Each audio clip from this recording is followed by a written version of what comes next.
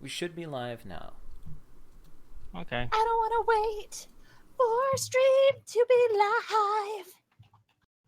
Get in. Wow. Too late? Oh. Oh no, I'm pressing refresh. It's not live for me just yet.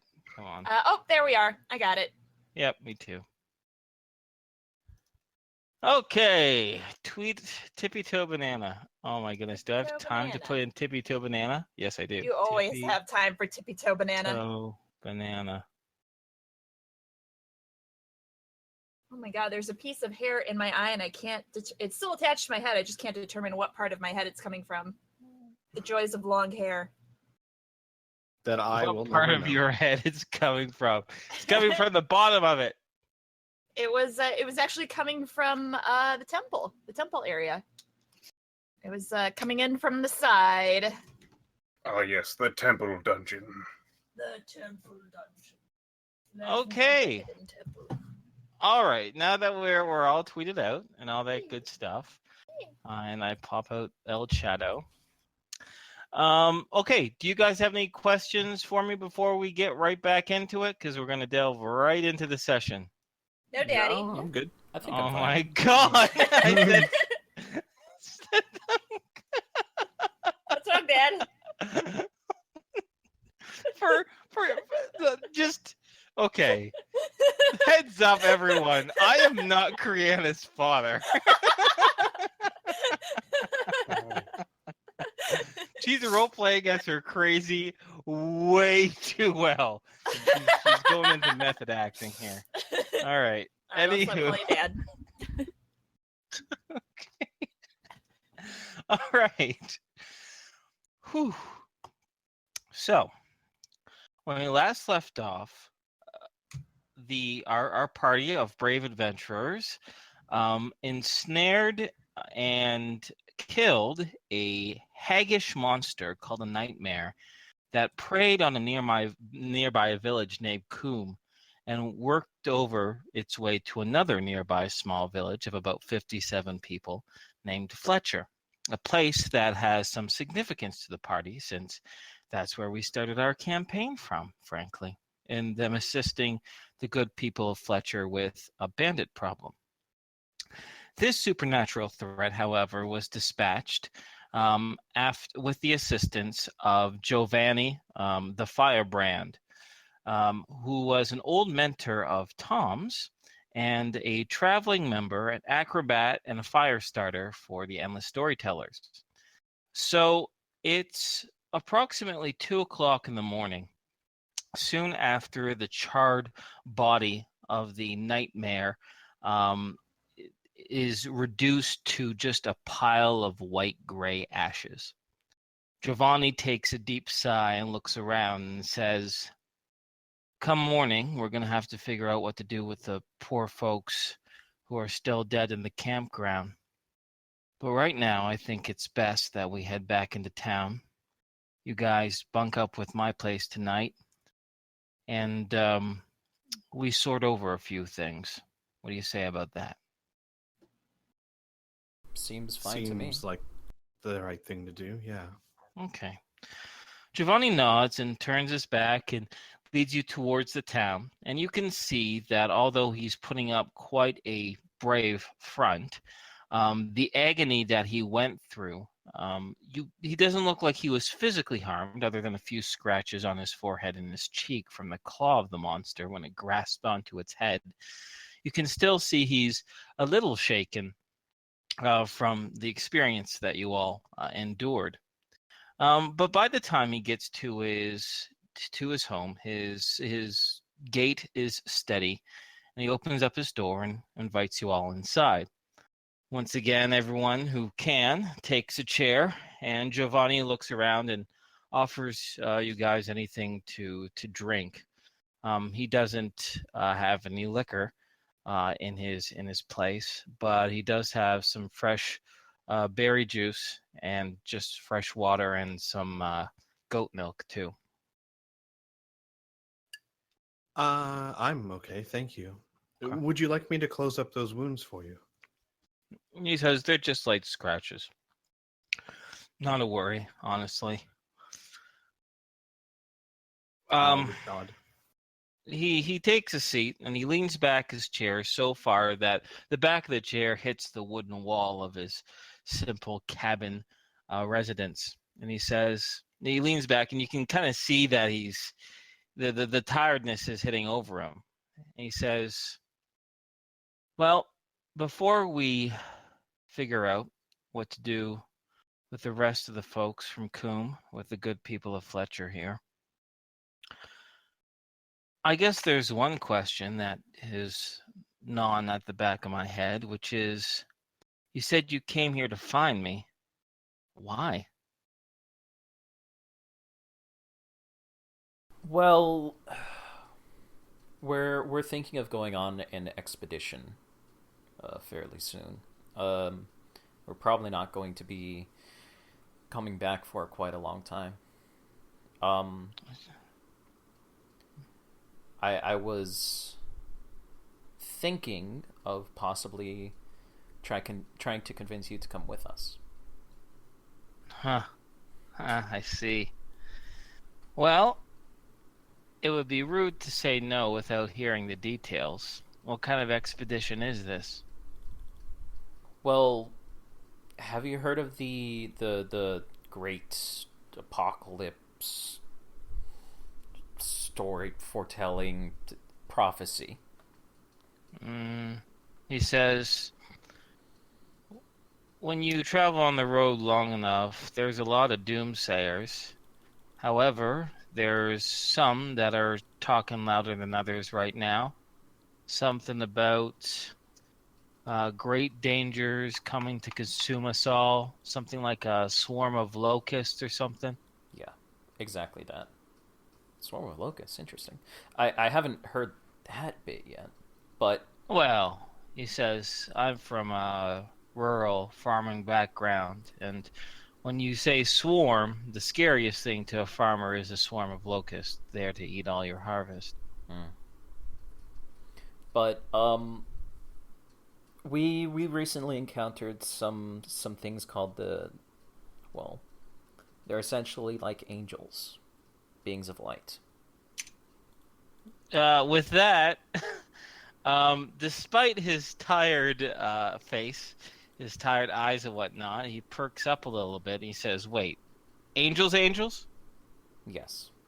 Like beings like with the wings giant from wings, giant wings, a couple, I think one of them had silver skin and golden armor and that kind of thing. He pauses for a moment. He says, go on. I just had to give myself a mental shake. It's almost like every new thing that spills out from your mouth is something that astounds me. Yeah. We've encountered some really crazy stuff. Well, and you've done some pretty crazy things, he says as he gestures over to your body. Yeah. They informed us that there might be a way to stop this great danger. And we're pretty sure this great danger is going to come to pass because... And he's going to motion over to Ellie. She also had an experience. See.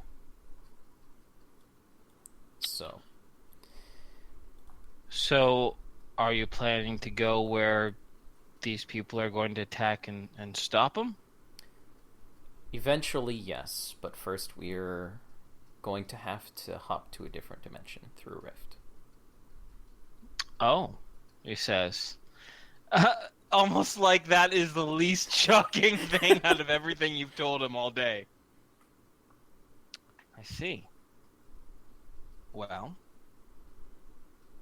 if you have yourselves a few more moments before we take some shut-eye, maybe I should tell you a little bit more about myself. I mean, we got to know each other well when we were with the Endless Storytellers, but there's some things I kept from you, for good reason. But I think you need to know this in order to understand my answer. Firebrand. They call me that. But I earned my nickname not on the stage, but from a life beforehand. When I was younger, and much more foolish, I joined a group called the Young Moldovans. The Moldovans was a small territory that the coalition states annexed. And the Moldovan people were very resistant to it. They fought them tooth and nail, economically, politically, militarily. But the coalition was very strong and very patient, and the area was annexed. The Moldovans, however, tried one last thing, which was espionage, fear, and terror.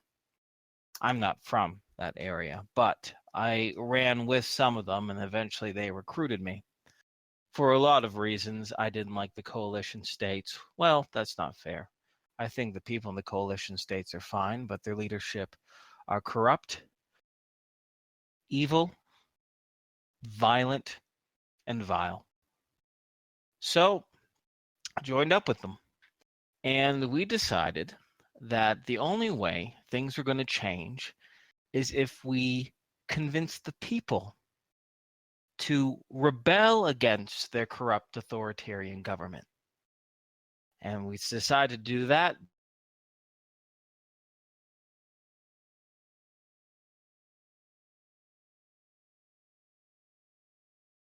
Did we lose him? I think we may have lost him. Oh no, hang on. Blow the inferno horn! Is Burn here? Yes. We'll not lose him. He'll Okay. always be with us. Maybe we should try and do a call in Discord, like not sitting in. That might work, actually. A what? Sure, a call. Skype-like call. In Discord? Yeah, Yep, we can We're do going to that. be can do sending that. you a soup can with the string. Okay, I'll wait for it. Mm. Or Skype. Hmm. Okay. Skype it is. All right, no, wait, Skype? Skype is Well, not really can you hear me? Yeah, Oh, yeah. there we Hi. go. Hi. Oh, god damn it. I'm really starting to get sick of these drop calls right in the middle of my Yeah. shit. We did Skype last time and it was fine. Let's try Skype again. Okay.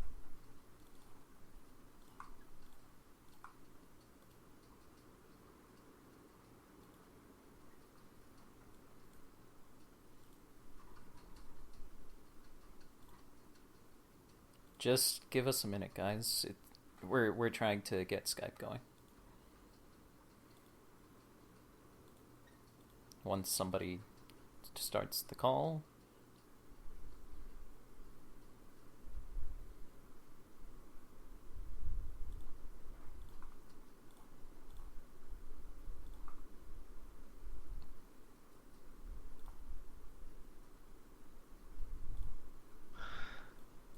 Hello? Hello. Hello? Okay, I'm here. Hello. You are here. Huzzah! Huzzah! Okay.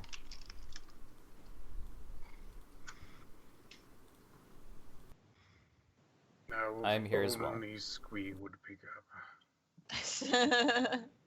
There it goes. I had to turn on Skype. You guys can hear me, right?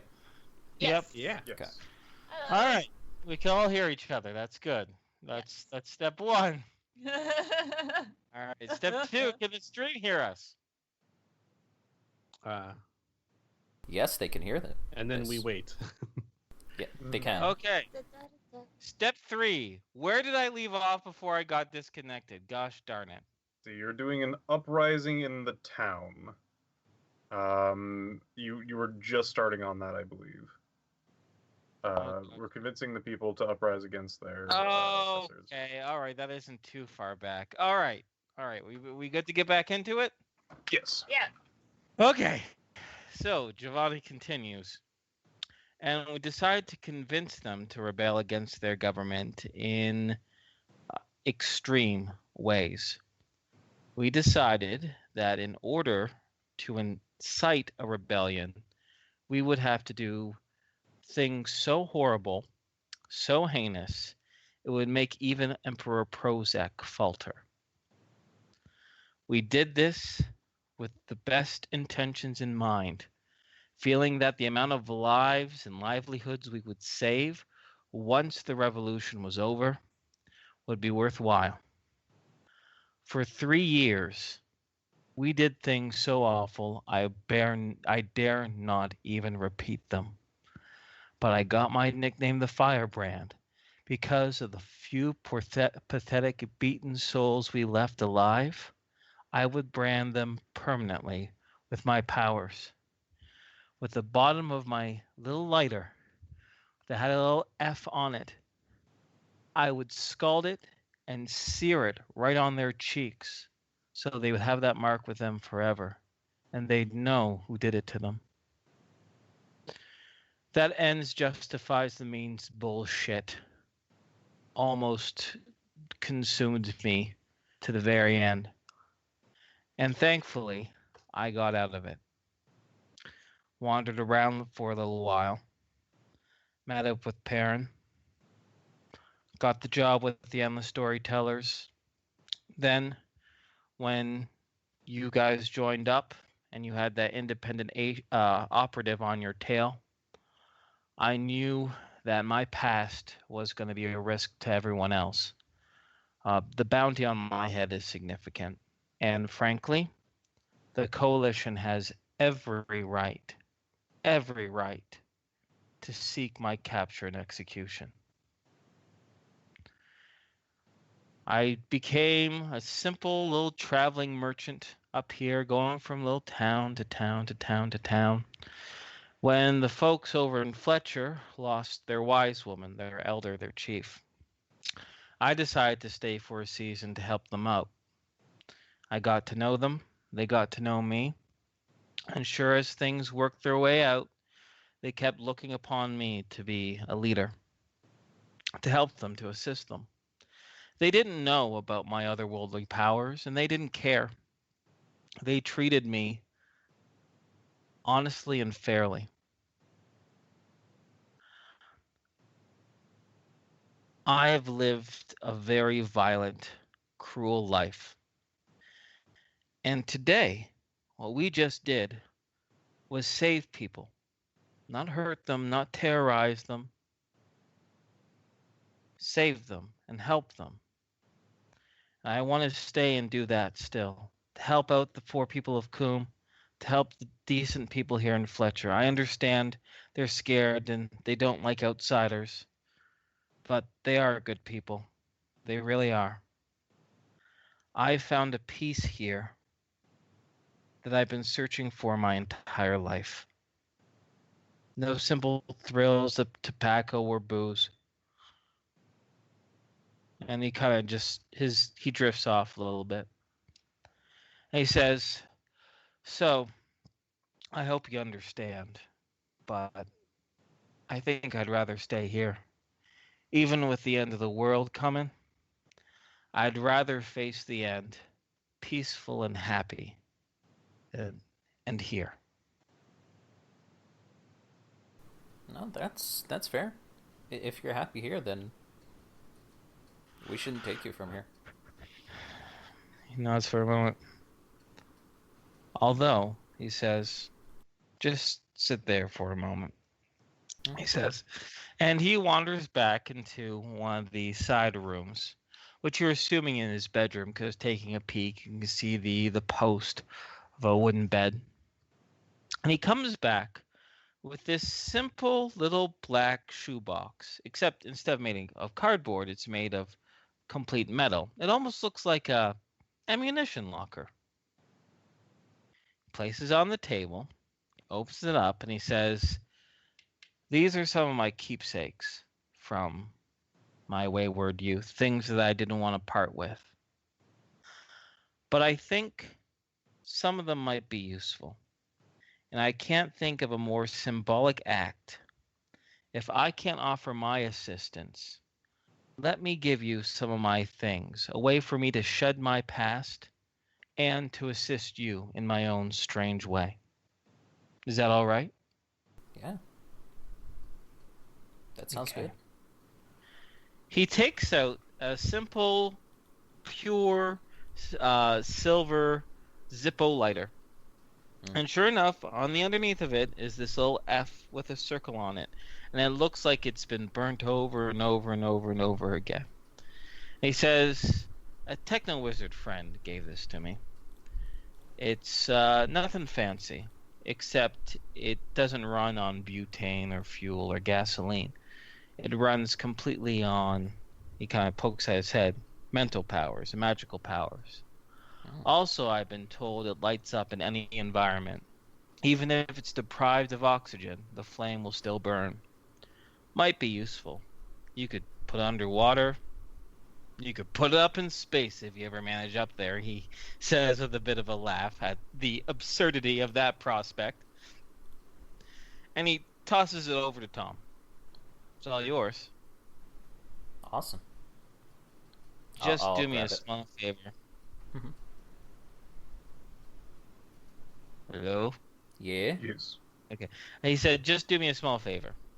Mhm. Don't use it the way I did. Don't burn anyone with it. All right? I promise I won't.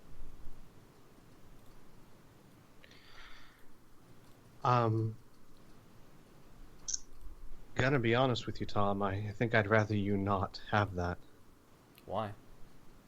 because it maimed dozens of my people. Didn't hurt no elf, says I'm not Firebrand. an elf. That's I right. was raised in Chi-Town. Not anymore. I see. It's your choice, Tom. Hey, he says, what does a hammer, a gun, and a nuke all have in common? They're just tools, Exactly. but they're not. But I would rather have my tool used to save the planet than to hurt anybody else. Don't you see it's kind of poetical? Yes, and it's Tom's choice. But I would rather not have to see that ever again and be reminded of what it did. I see. You see Cynthia kind of lean back and roll her eyes, but she doesn't say anything else. I mean, I'm not going to judge you. Hell, wrong step, I could have been you. Doesn't change what I feel when I see that.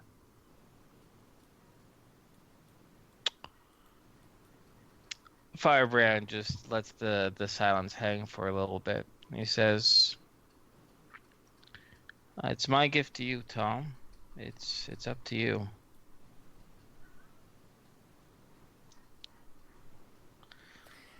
He says, "You could always keep it in your pocket. Only use it if it's absolutely necessary." I think I'll keep it, but I'll just keep it in my room as a keepsake for my friend. How does that sound? Al shrugs and crosses his arms. Like I said, it's your choice. With a noticeable cooling in the air, the firebrand will reach back into his little metallic box, and he'll take out some Polaroids, and he'll kind of flip through them, and he says, well, some of these are faces that you don't know, but here we go, he says, as he throws about a half a dozen photos on the table. And you can see they are pictures of the Endless Storytellers. And so you're in some of them as well. Firebrand explains, you might remember that fast-talking elf, Siren. Mm-hmm. He was a bit of a shutterbug from time to time, and one of his proclivities was to take candid photos.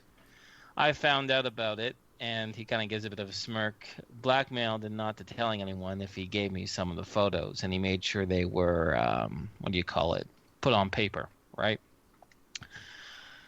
And so they're all yours. And sure enough, you do see some, like Moshani, the feline-like juggler.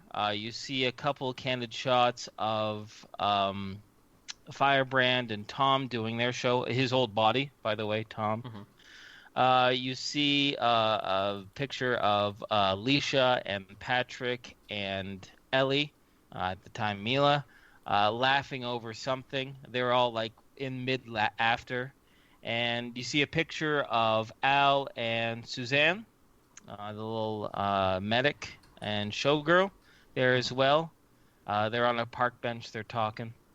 Little candid photos like that. He puts the rest of the photos back into the little box there, and he says, "Oh no, I figured those might be nice keepsakes." Yeah. Yeah, I think I'll take these if you don't mind. I don't, he says, and his eyes look back down at the container, and he looks back up to Al, and he says, "Is it all right if I show off one other thing from my older days? You can reject it if you want, but it might be useful." Al shakes his head. You can do as you like. Like I said, I hold no ill will towards you. Okay, he says.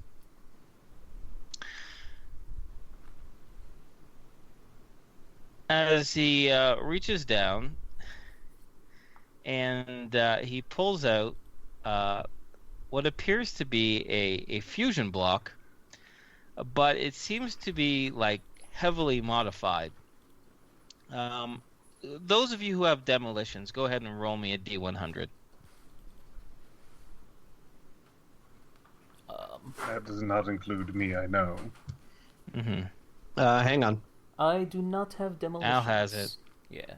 Not all. I just had to look up the skill real fast. Succeed by 17? Correct. Okay. Al, you recognize this in two ways. This is a Mark 17 fusion block. You recall from a couple years back that this was an experimental explosive device. An experimental demolition device.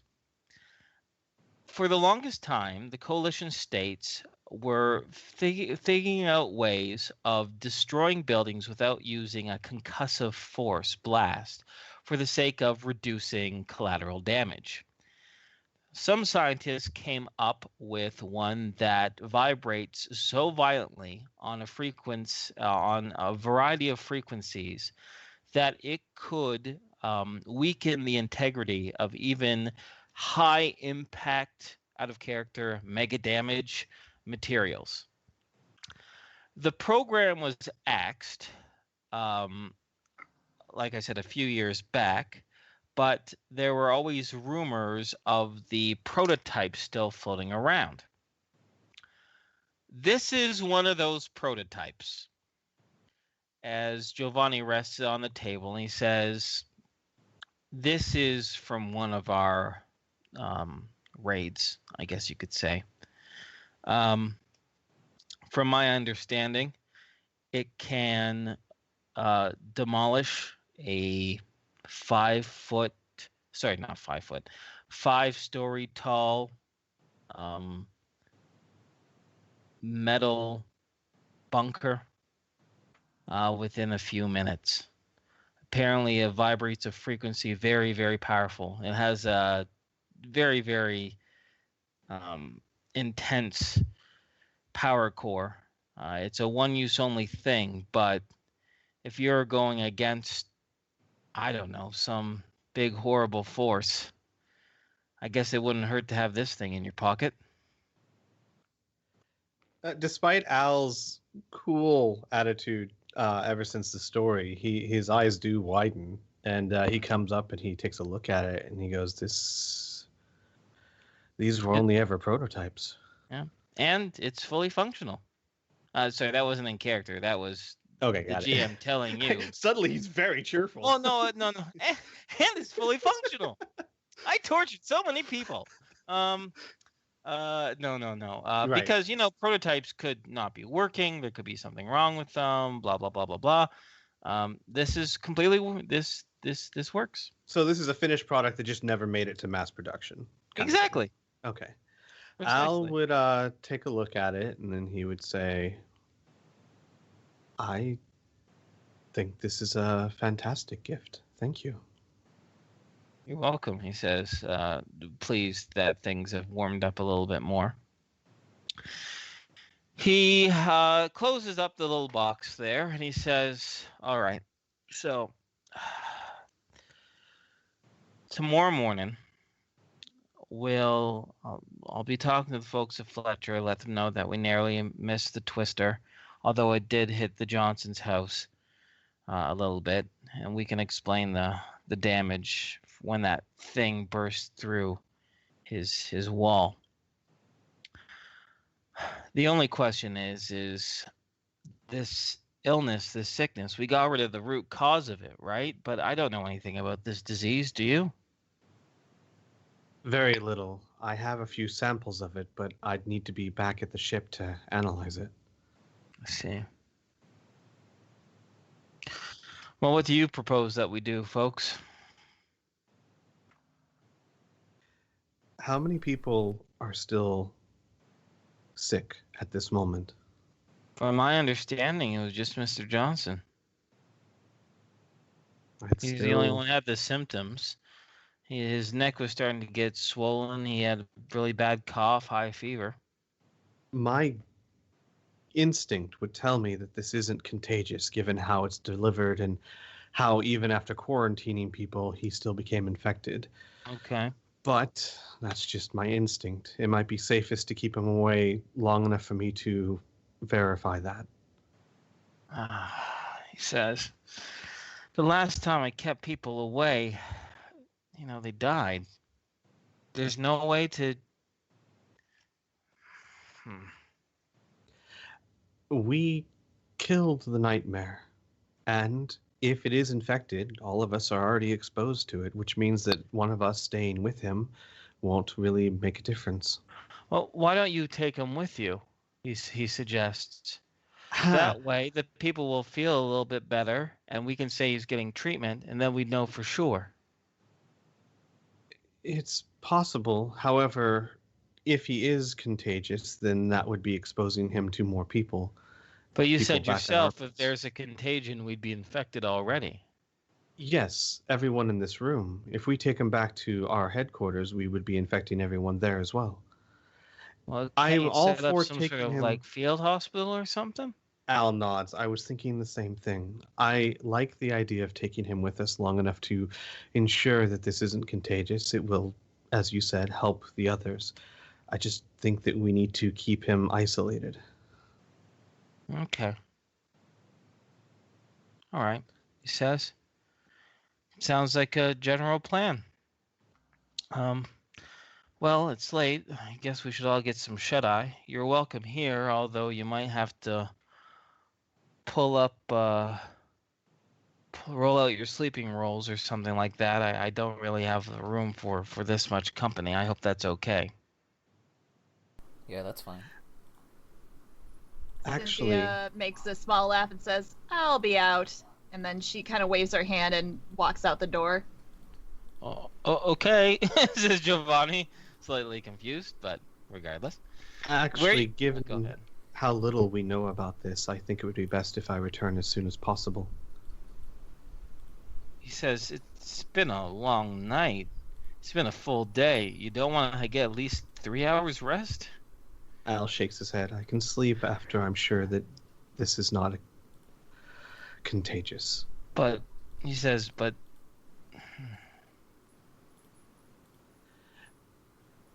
Al kind of looks at him and says, it is... it's what I do. But it's in the middle of the night. You have to understand, we're going to go to the Johnston's residence, in which Mr. Johnston is very sick. And I'm going to have to say, we're going to steal your husband off in the middle of the night with these strangers that you don't... Well, you know some of them, but one of them's this alien. And just trust me, come along with us now. It's 2 o'clock in the morning. Al will pause and he'll say, then I leave it up to you. If you feel the risk of waking up tomorrow or finding someone else showing symptoms is worth it, then it's your call. He says he's been with his family ever since he got sick to begin with. I say we just get some shut-eye. Clear our heads. Al nods and says, well, then that is perfectly acceptable. I'm still going to head back to the ship and start analyzing this. Okay. All right, so Al's leaving. Cynthia's leaving too? Yeah, Cynthia just walked out. She was like, I'm okay. good. All right, so where's she headed? She's probably just gonna like climb trees, hang out, cause Gotcha. trouble. No, she probably won't cause trouble. There's not much to do here. She's probably No. very bored. Yeah, it's a pretty sleepy little town. And it's also literally sleepy. It's in the middle of the night. Okay, all right, fair enough. Okay, so all right, what's your plan as a party here?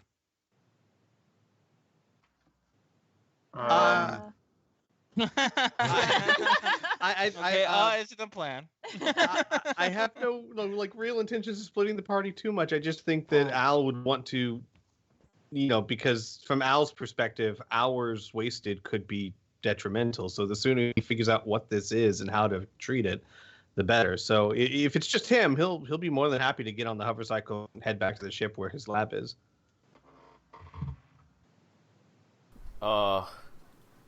That's gonna take a while, dude. Yeah. It's a good. I mean, half a day's journey. Maybe if you really step it up with some piloting checks, maybe it'd be 8 hours. Yeah. We're really far away from the ship. Like, seriously far. Yeah, I know. Question, Inferno. Does Al, in his roles or anything, has he been able to determine in any way, shape, or form how quickly this gets worse? No.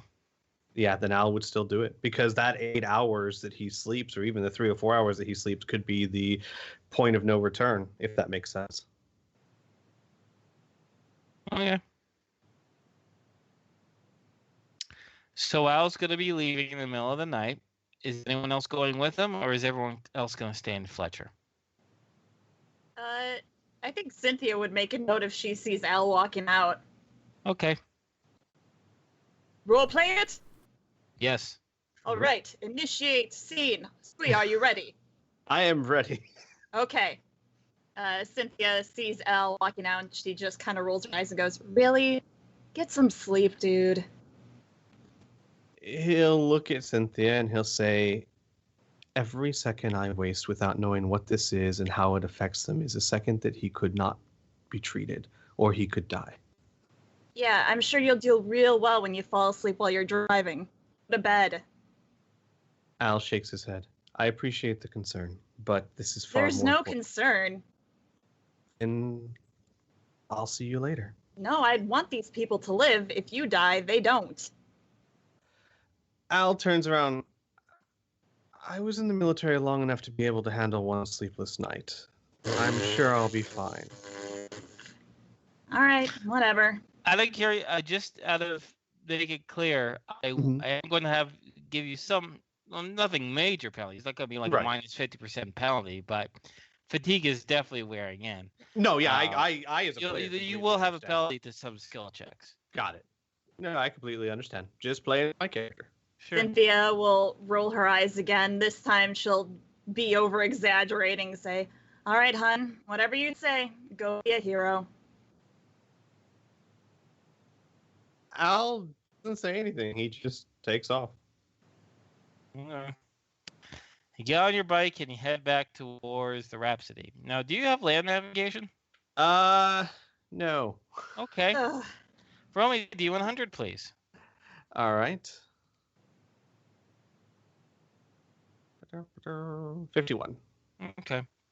So you definitely don't know the area nearly well enough to take any sort of chances, which means you're definitely going to have to stick on the dirt road that connects Fletcher to Coombe, and then Coombe down south, just outside Perrin's Post. Mm-hmm. So you're not going to be able to save any time that way. And you just took off, so it's no big deal. I'll have you roll some piloting checks a little bit later on. Sure. Ellie doesn't want to sleep, or doesn't need to sleep, regardless. Patrick, Tom, and Lavin's there too, obviously. But right now he's on NPC mode, where he just goes along with the group.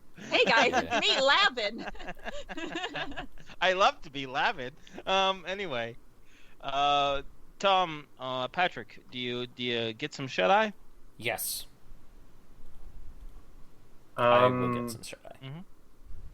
Patrick is going to confront Firebrand. Uh-huh. I just wanted to wait until things cool down. Can I have my ring back? Oh, shit. Of course, he says as he takes off the ring and hands it to you. I'm sorry, with everything that was going on, I even forgot that was on my finger. Sorry it didn't come into handy, but I thought I could push her out of my mind, but she was strong. Oh, it's good to see that you didn't get Killed? killed. Yeah. Says Giovanni, just nodding a little bit. Me too. And scene? Yes. Okay. All right, let's speed things up a little bit. So, we're gonna have old Al race on through the night. Now I'd like you to give me a piling check. The Sure. penalties are going to be minus 10% because you're fatigued, and Is this like difficult terrain or anything that would prevent me from going like top speed or? Yes. Okay, so here's the deal. It's dark. You Mhm. do have a headlight, but that doesn't help all that much when you're going top speed because that is a very fast hover cycle. Very, very fast. Yeah. Problem is that sure you can follow along the path, but it winds quite a bit, and very often it's very close to the trees. So one wrong move, and you'll go straight into the forest and like hit a tree and seriously hurt yourself and the vehicle and all that good stuff. All right, then Al's So gonna. right now, Oh, go ahead. so I'm gonna give you some options. You can go at half speed with no penalties, with the exception of the minus 10% because you're fatigued. Got it. You can go then 3/4 full speed and have another minus 10, or you can go full speed and have a minus 20. So that's a total penalty of minus 30% for full speed, minus 20%, 3/4, and minus 10%. Sorry, minus 10 half speed. Yeah, Al's not going to take any chances. I mean, what Cynthia said is a very, very valid point. He doesn't want to try and kill himself getting back, so he's just going to do the half speed, which is it's 18 miles an hour. Okay, that's still really fast. Ooh. That's still really I really was just fast. I was just thinking that. I was like, go half speed. It's 118 miles per hour. I slowly widen. Yeah, I know. Like I was looking at my hover bike, and it's the max speed of 235 miles an hour. Oh my god! Does like your Okay. skin just peel off your face and you don't have a helmet on? No, he has a windscreen. All right, so A tiny Uh, plastic Water. windscreen. Like, yeah, like a I little made the visor. ruling. I made the ruling, so I can't go back on it. But holy poop. Okay. I fail. I rolled a 99. Oh my god. Remember when I said if you're going that fast and if you made the slightest mistake? Well, sure enough, Yeah. as if prophesied by Cynthia herself, you have a micro sleep. It's just for 2 seconds, but it's enough for you not to make that turn. You go to correct yourself, and now you're in the woods. Now, I'm not going to give you an automatic failure of hitting a tree and getting hurt and all that good Mhm. stuff. That's not fair. But you are not in good shape. You want to get back to the road as quickly as possible. And so what would you like to do? Would you like to halt, like full stop the vehicle and try to control it? Do you want to maintain your speed and try to dodge the trees and get back onto the road? Do you want to bail out of the vehicle? Or is there another option like what you try to do? No, Al would try and do a complete stop, and then if he succeeds at that, of course, he would just do a 180 and go back till he finds the path again. Obviously slow enough to avoid trees. Okay, so you're doing now. Here, one other question: Are you Mhm. doing an emergency brake, or are you doing a natural brake? Well, how dire is it to do an emergency brake? Okay, here's the thing: the emergency brake is good Mhm. because it's going to stop you very, very quickly, which minimizes the amount of potential trees you might hit. The bad news is that keeping everything steady during the emergency brake is going to be a piloting check. There's going to be another piloting check, and there'll be a penalty, right, for the Mhm. quick brake. The slow brake will make it easier. It's really just kind of it's just a trade-off. Right. You don't know which is better. They might be equally, like, because the problem is with the gradual brake, okay, you're gonna have better control of your craft, but the potential to hit more trees is higher, right? The more Right. potential you're gonna get is higher. So it's really a trade-off of stopping fucking now and making a tough penalty check, or stopping gradually and making a tough piloting check. Well, then I'll go with the first one. Okay, yeah, fair Seems enough. about the same either way. I was just trying to think as a GM how I can make it unique, and other than the piloting check, I can't really think of anything else, and I can't let you know what the modifiers are because well, I guess I could. And not that it mattered for that roll, but I'm looking over my hover bike again. Minus 10% penalty at all times due to the nose gun. So, Oh, great. Yeah.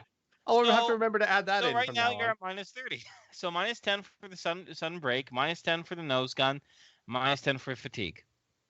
Got it. So I am at okay. I failed again. Hit a tree. Luckily, however, The this tree's is the thing dead. No. This was the trade-off that I didn't want to say, because then that would have completely colored his choice. Because he decided to stop abruptly, when he hits the tree, it's at a much, much slower speed than if he tried to do it by just gradually slowing down, right? And for example, right now he only hit the tree and you're only going 15 miles per hour as compared to hitting a tree going 50 miles per hour. Right. So what happens is that you stop the hover cycle and it starts to move off to one side. It starts to tilt to the left and you can't quite control it. You can see it's tilting right to the left and bang! You slam right into this big old oak tree and you go flying off to the left, ass over tea kettle. As you're hurtling through the air, would you like to do anything to soften your blow? Think to myself, Right. Cynthia can never know. No, I got bad news for you. Cynthia, you get a vision. Not quite. I was Not gonna quite. say no. quite. Not quite. You're gonna find out. All right. Let's see here. Is there anything that my Straight character down the can do? road. Sure, like acrobatics or sense of balance or. Or Uh, I'm sorry. roll with punch. Yeah, or roll with impact. punch. That's a good one. Roll with punch is good. Let's Do do that. that. Oh. Roll Uh, it. Add your modifiers. Get higher than 10. Oh, that should be pretty easy. Unless I roll a 1. Okay. You're good. So you roll. So you only take your jostled around. So you only take 4 points of SDC damage Got it. as you rattle around your body armor from the impact. You hear this hard thunk and a little bit of a breaking noise as your hover cycle winds down and falls to the ground on its side. As you pick yourself up and examine the damage to yourself, which is none, and to the bike, which is, I wouldn't say moderate, minor, but the problem is the tree impacted with the port side jet thruster, which dented it pretty badly. It definitely looks repairable, especially with a talented friend such as Patrick or the other folks that you know back in the Rhapsody. But when you start up the hover cycle again, there's two negative effects. One is that the thruster is making a huge amount of noise. Like the wind pushing through it, instead of making these nice, simple, whole whoosh sounds, it's like a sharp whistle as the air pushes through the broken thruster. So you're whistling this very high-pitched, high-decibel whistle as you engage. And secondly, until it's repaired, your steering is going to be off, which is a further -5 penalty. All right. Al's going to talk about how this must be a very badly made hover bike. And start to trying who? move To out. me? No, As to a himself. To passive-aggressive way to himself. say "fuck you, GM." No, to himself, because from his knowledge, this is a mega damage hover bike. Even the thrusters are supposed to be mega damage, and Yes, but mega damage doesn't mean you can careen into solid objects and not have any damage. I agree. Don't get me wrong. I'm not disputing your ruling whatsoever. I think that I made a risk and I failed, so something should happen. I'm saying Al would be very surprised by this because he's not a mechanic. He just knows it's supposed to take a lot of damage, and it did, but not from his. You see what I'm saying, right? He's just sitting there going, "Wow, that's I would think Al would be like, mega damaged trees. Got it. yeah, exactly." There's no such thing as mega damage. You guys don't. No, I'm just saying mega damage is a descriptor out of game. No one in game, no one in world says this is mega damage. That makes no sense. Unless you're a crazy and they're like, yeah, my shotgun, it doesn't do damage. It does mega damage. And you'd be like, okay, shut up, crazy. Totally gonna use that now, Inferno. Thank you. So, no, all things aside, Squee, I completely understand. I, as a person, 100%, I think that's somewhat lenient. I failed 2 rolls in a row. But from Al's point of view, he just didn't expect that kind of damage. He'll know now, idiot, that he is. So he will go back to the path and keep trucking on and hope to God to get there before everyone else does. On to the back to the Rhapsody, yeah. Okay, we're gonna have you do one more. You get halfway through. You get past Coombe, whistling noise all the way. Going from Coombe to the Rhapsody, though, I'm gonna need one more piloting check. Sure, and -15, unless you want to go slower. -25 actually, so I'm gonna have to go slower. -25. I'm gonna have to go slower. Okay. If you bring it down to, I'm not even gonna say a quarter now. If you bring it down to 40 miles per hour, you'll only have a -15, which is the fatigue and the thruster. Got it. Okay, got it. So that is okay.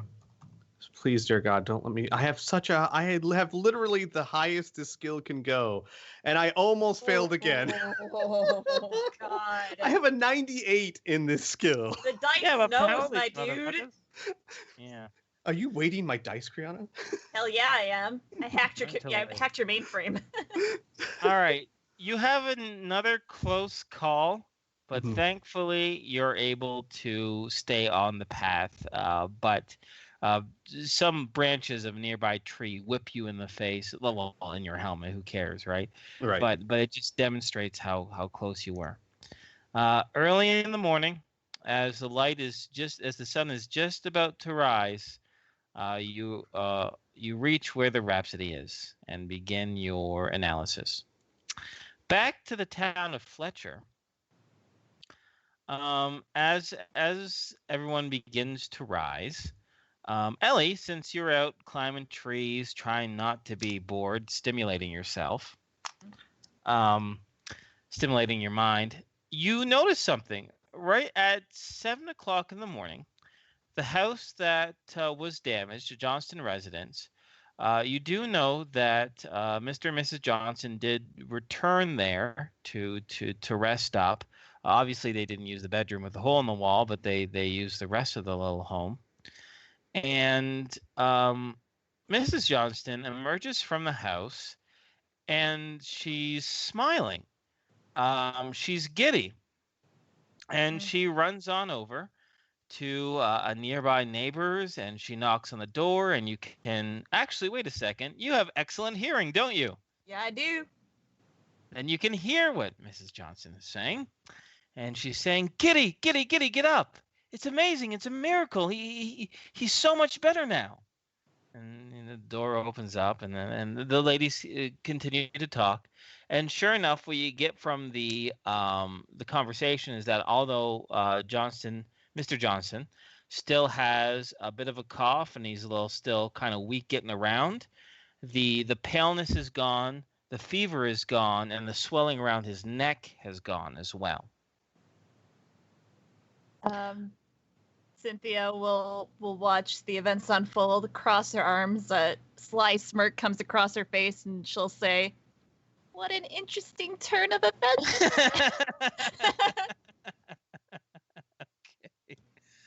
Okay. Sure enough, as Giovanni and Tom and Patrick and Lavin get themselves get up and get going, sure enough, the town is abuzz about Johnston's recovery.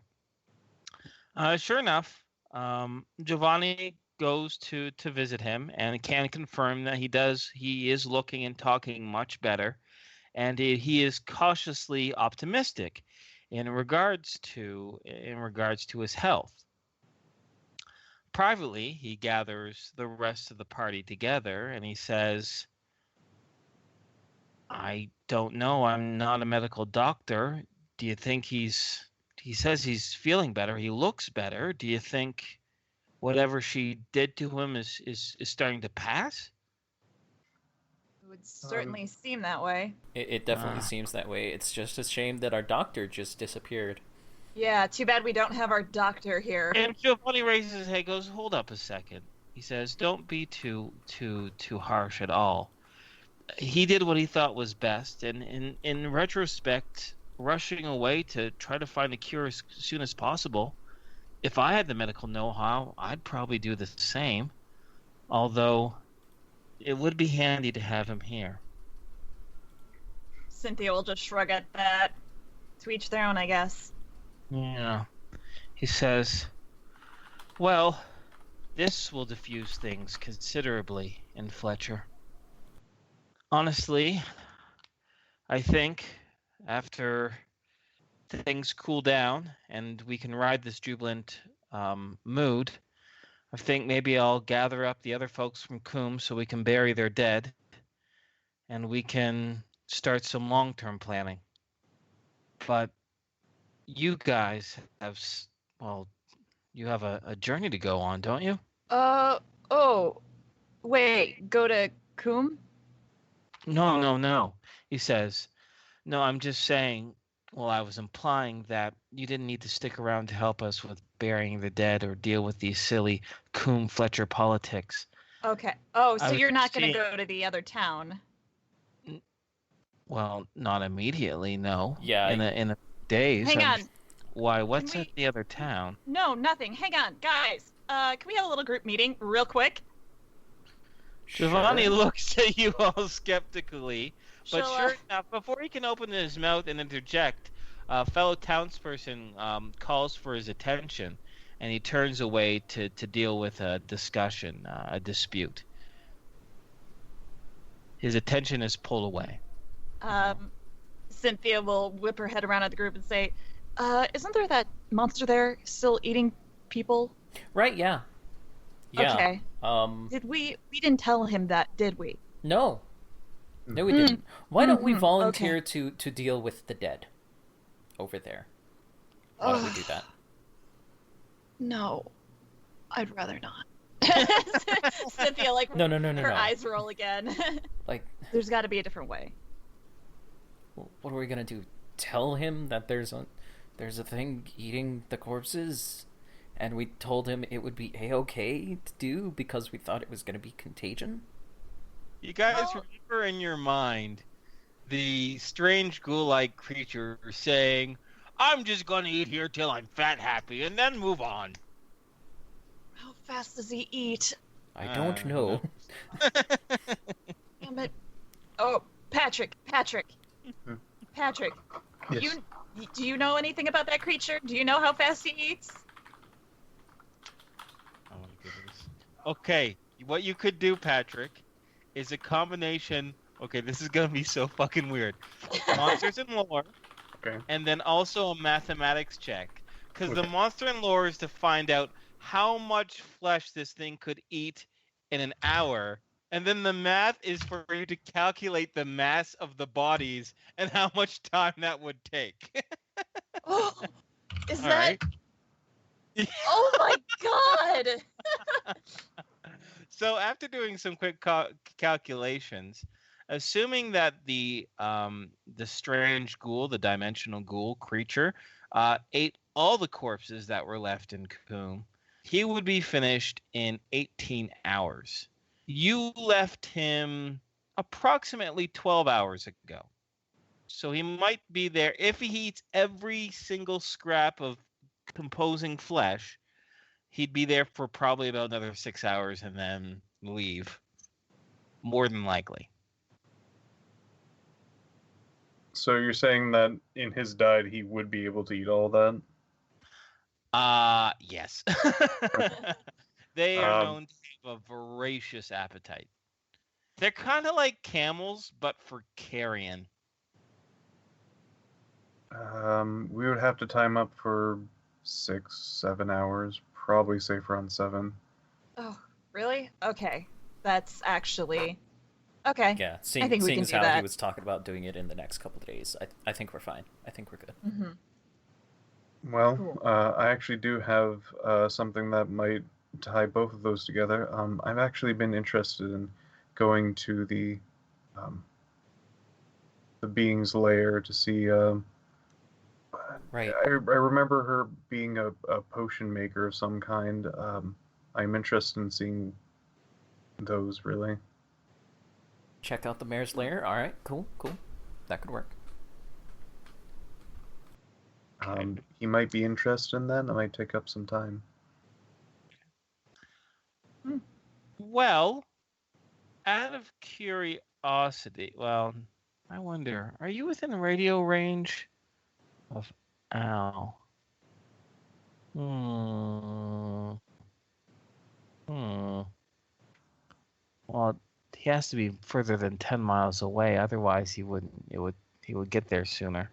I drove really slowly. It still hit a tree. Most of it was like it's a spinning tree in tree. circles. Al doesn't know where he's going. Yeah, no, Al would be outside of radio range too. Darn. Because I'm just trying to think of a reason to include Al into this, because it sucks no, that he no. rushed off to the Rhapsody. It's actually no, it's fine. I would want them to do this, and I am fine with Al doing what he's doing. Sure. I mean, you don't have this knowledge, so I'm still going to have Right. you to do some analysis and all that good stuff. It still could come in handy in the future, for sure. Okay, so Patrick wants to check out the lair of this nightmare.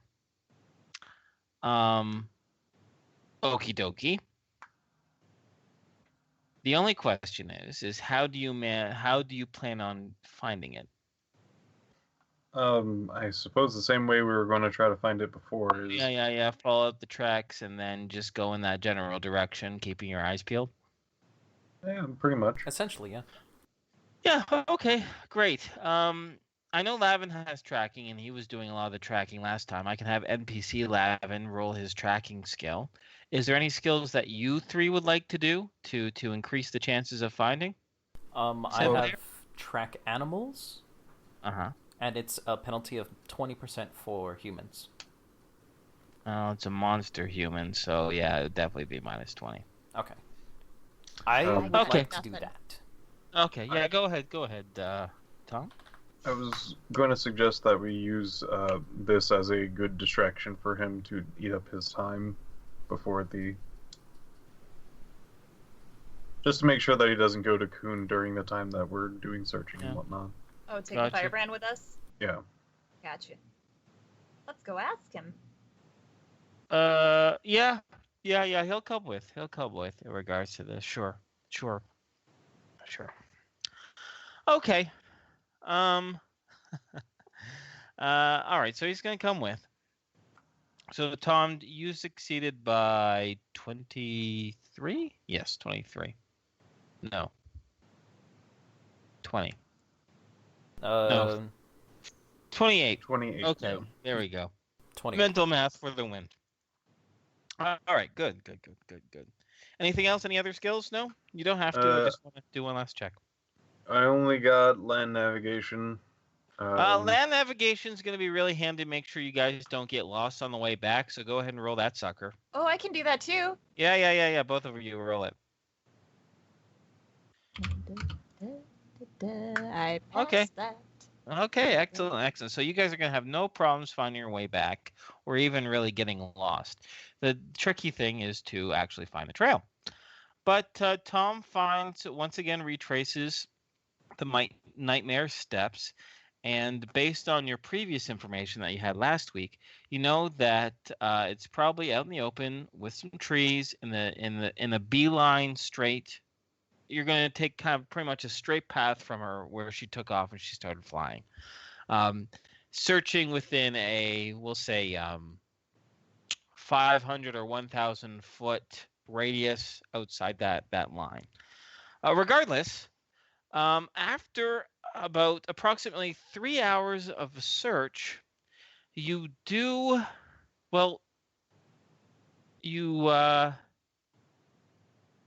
feel something first, which is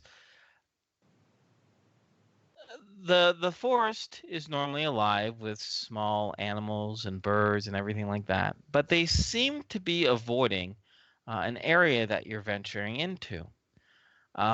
It's an almost clear perimeter that the local wildlife is avoiding, and you soon come across a strong indicator that you're in the right place.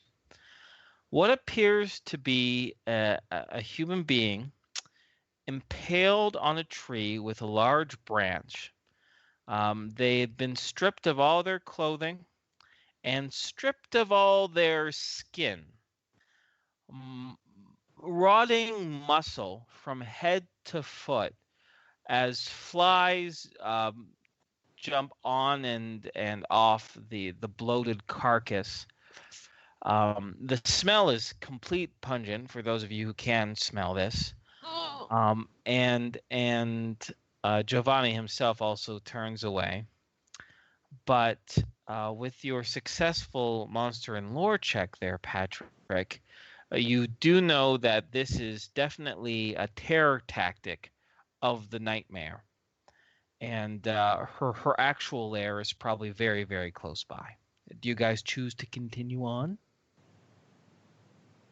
Yeah. Yeah. Okay. So, pushing aside some really thick vegetation, you come across a small clearing. What appears to be an old tree that has died but still rooted. It previously was a home of termites or perhaps wood ants, because large chunks of the tree have been hollowed out and the bark's been eaten through. It's made almost a natural concave or indentation into the tree, in which you can see sits a simple steel black cauldron. Around the tree appears to be the collection of 4 skulls. One of the skulls, tragically, is smaller than the others, which implies it might have been the skull of a child. Regardless, the skulls, thankfully, have no flesh or muscle attached. They are bleached, completely completely clean. And they're around the tree in a very strange semicircular pattern, with the eye sockets pointing towards the hollowed out tree in which the cauldron reigns. Directly to the left of the tree, you also see what appears to be 4 different vials. 2 of them are full, while 2 of them look like they had something in it. But only the dark green residue remains clung to the glass stoppers. Finally, to the right of the tree, you can see some pulled herbs and flowers and roots that appear to have been gathered into this simple moldy burlap sack. Thankfully, for right now, although the air is still and no bird dares give a call or a song, you appear to be alone.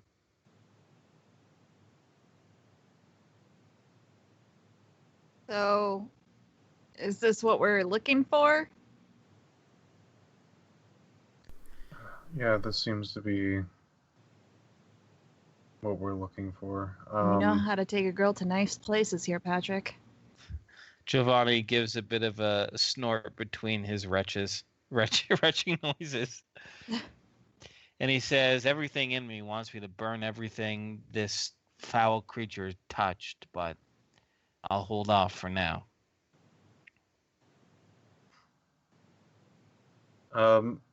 Patrick is going to poke around at least the vials or wherever might be set up there.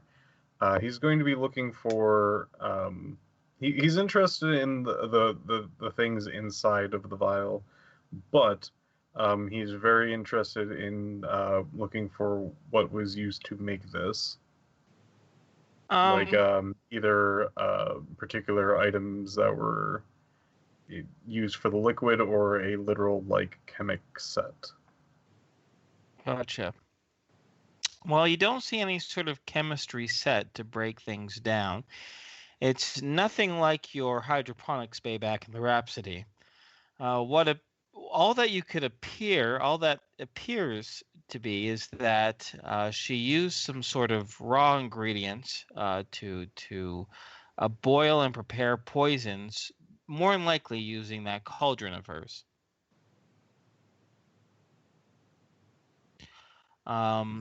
If you have a knowledge of plants or something like that, I can go into more detail with the successful skill check. I have botany. Botany? Oh my goodness, that's the science of plants. Roll it. Oh my god. Oh my gorn. Oh my Pure god. plant science. Oh my god. Let's see. Yes. Okay. That is. Whoa. Okay. It's- Why don't we try Major again success. and take that 940 out of there. So you rolled a 52. What's your skill? It's 94. For some reason, it added Added a a zero zero. shoved in there. Okay. So it is 42. Okay, you succeed by 42, which is significant. Okay, the flowers and roots and plants that are gathered in that moldy burlap sack seem to be at least partially the ingredients that she used for this. Mandrake root in particular seems to be the major base, as well as some wolfsbane, dandelion, and what is known in the area as chokeweed. There's a few other plants there as well, like the red dahlia and the white lily, but that seems a little strange to you. Well, not really. Well, it does seem out of place because chemically speaking, and also in folklore, the red dahlia and white lilies are known for more curative magic than poisons or harmful antidotes and portents. The residue in the vials matches that with the consistency that of what was placed in the ears of the victims that you found in both the corpses and on Mr. Well, no, you never did examine Mr. Johnson, but that were found on the dead corpses. One of the full ones also seems to have this dark green liquid. The fourth vial that is full has a substance that you're not familiar with. It is a complete and utter black. It's almost like tar. And it has these globs. It looks to be these dried up berries kind of floating in it. You'd have to do a more molecular analysis to determine exactly what that might be. Patrick will most likely take the vials as well as ingredients. Is there anything else that you'd really be interested in besides like another general sweep? I'm assuming. Do you take the cauldron? Oh, the cauldron. I don't think he could. I don't think he would like to either. Mm-hmm. Okay. So you're going to take the plants and you're going to take the vials, both full and empty, right? Yes. Okay. All right. Make a note of that. All right. Before I switch over to Al there, anything else you guys like to do in this area? Or do you want to just depart once you came? Are we good to leave? I'm good. Is Patrick good to leave? Patrick got what he came for specifically. You guys can always look around for, I don't know, secret hatches or whatnot for neat things you might find. I don't know. This isn't really Cynthia's scene. Yeah. Not really my scene either, just really tempted to torch the place. Yes, Giovanni nods and he says, I think that would be great. Let's do We it. could make sure the fire doesn't spread and just get rid of it all. Can't be too careful. Just like your body, right? Yeah. Okay. Burn it. Burn it! All right. Go ahead and spend the ISP. What do you want to... How do you want to burn it, Burn? Well, we want to make sure that there's nothing left, correct? And this is Yes. inside of a tree, or is it... Well, it's inside of like a hollowed out dead tree or Okay. cauldron. Everything else has kind of been taken by Patrick. Alright. Why don't we just do like a fancy mega damage fire? Okay. So there you go. I'll subtract 20 ISP. Okay. You do the ISP to do it, and Giovanni will focus on putting out the fire to make sure it doesn't spread too far. But after everyone gets nice and clear, Tom and Giovanni, the firebrand, hangs back a little bit, and sure enough, a large swath of the forest, especially the section centered on that tree and the skulls and her foul lair, are just completely filled. The air ignites, really. And a giant massive wall pillar of flame rises up and burns everything in a matter of moments to absolute cinders and ash. After 30 seconds, if it's okay to say, Tom, you would probably stop. And Giovanni, make sure all the trace flames caught on by any other tree passes. I mean, is it extinguished? And what's left is probably a 200-foot square area of just complete ash and cinder. With that, you guys would make your way back to Fletcher. And on your way back to Fletcher, would it be fair to say that, well, no, we'll say our goodbyes after we're done dealing with Al here. I'm going to switch over to him because he's been very patient. Okay. You still there, Squee? Oh yeah, I'm here. Okay, excellent. So you arrive at the Rhapsody. We'll save any sort of NPC interaction there for right now. What would you like to do? You have your samples that you took from a few corpses still in your little medical kit there. What would you like to do? Well, first thing first, I think Al would take every precaution to not contaminate others. So I think he's been in his body armor the whole time he's been in contact with them. So he'd probably shed that and leave it outside of the ship for now. Okay. And then go in without it. Say hi to everyone, I guess. He's probably looking very tired and a little shaken up. And go straight to the lab, yeah. And basically he's going to try and figure out what this is and if there's any treatments that he knows for it or whatnot. I'm not exactly sure. I have pathology, I have chemistry, I have biology. I don't really know what I'd be using here as a player. Chemistry and pathology. Okay. So I'll do chemistry first. And this is kind of a foreign, like alien material, but that penalty is negated by the excellent lab that you have. So we're going to go with this. The bonuses and the penalty cancel each other out. So we're going to go with a straight check. Okay. So the first one's chemistry. I failed by 6. My God. Wow. And then I'll just do pathology. You eat it. Just kidding. Oh my God. You know what? I don't feel bad now. I really want to take credit for this. So hey, in your face. Remember at the end of last Wednesday's session how we were saying, "My God, these rolls are amazing." Our next session is going to be really terrible because we're going to have terrible rolls. I guess it was just you, man. It's just me.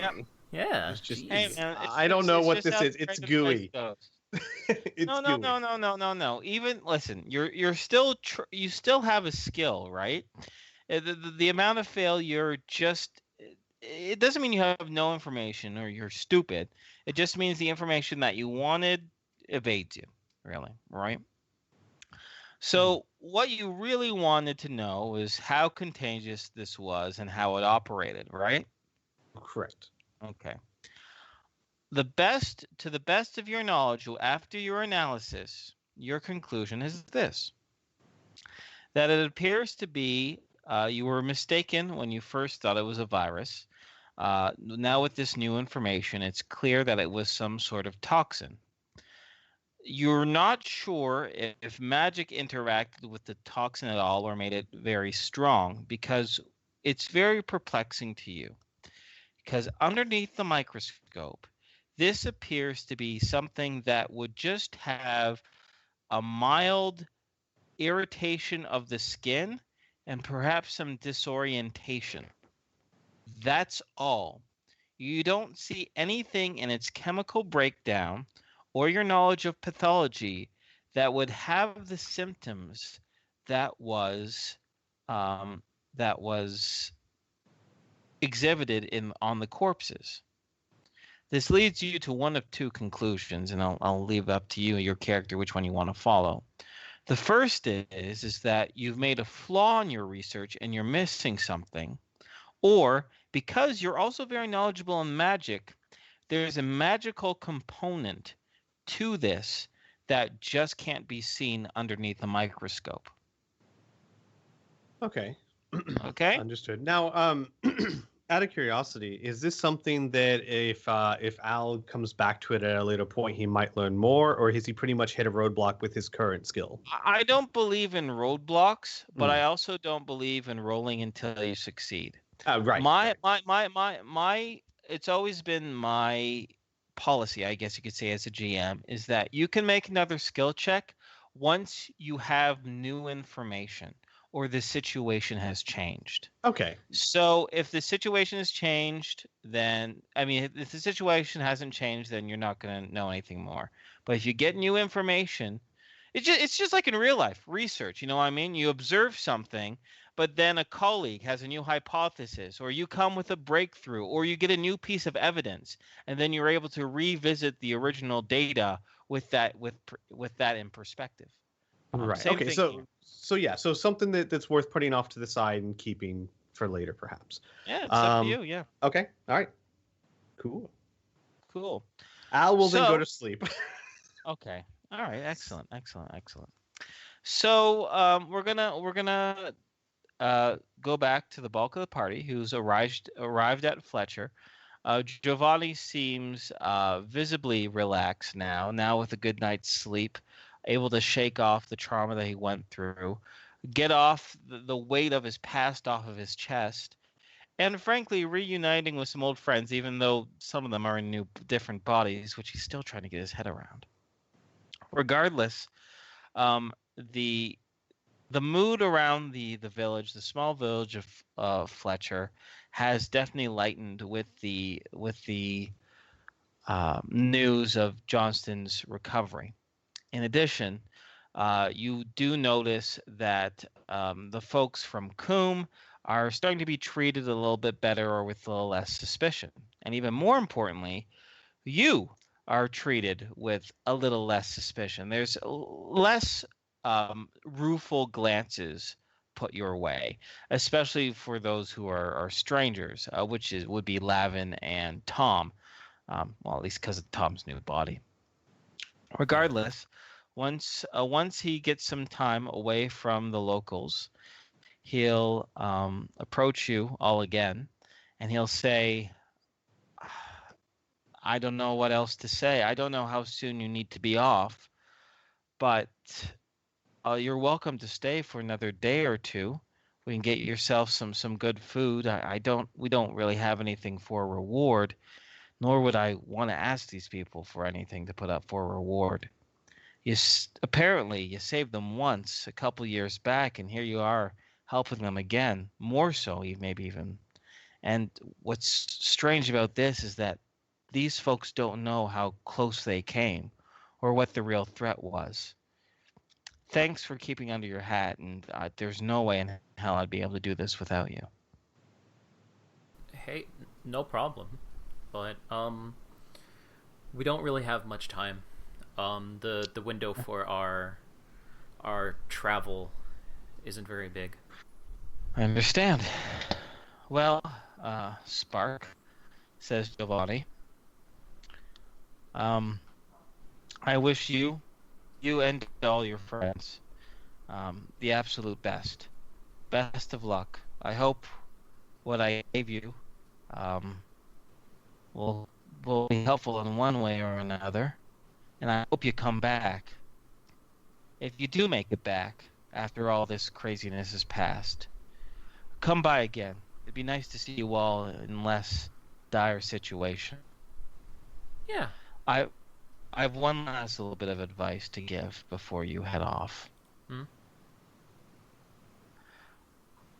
I remember, he says, when you left me the last time, just a little teenage kid. I remember I asked you if you believed in God, and you said you didn't know. Remember that? Yeah. Do you believe in something now? Doesn't have to be God. Doesn't have to be anything major divine, but do you believe in something?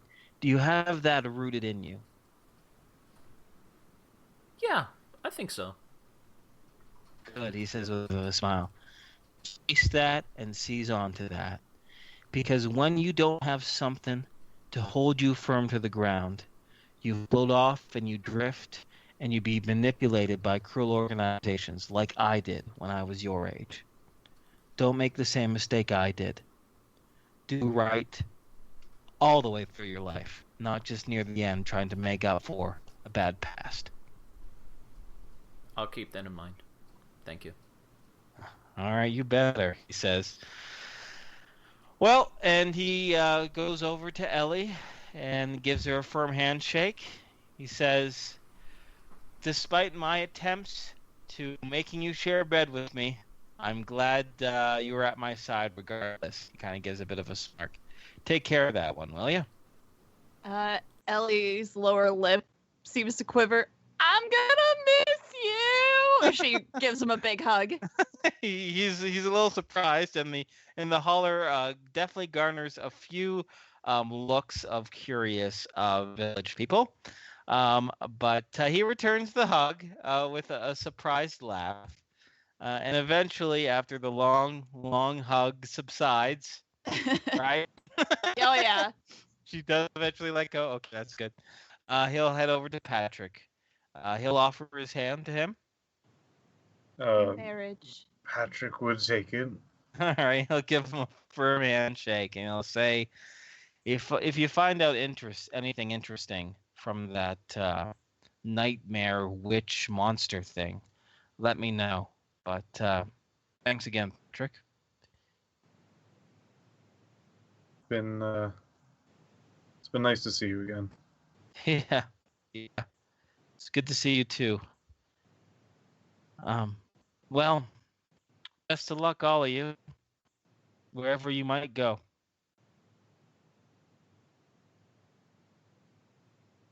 Bye. Bye. Okay.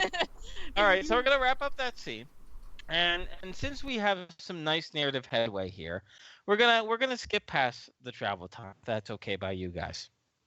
Sure. It's okay. Sure, Yeah. sure.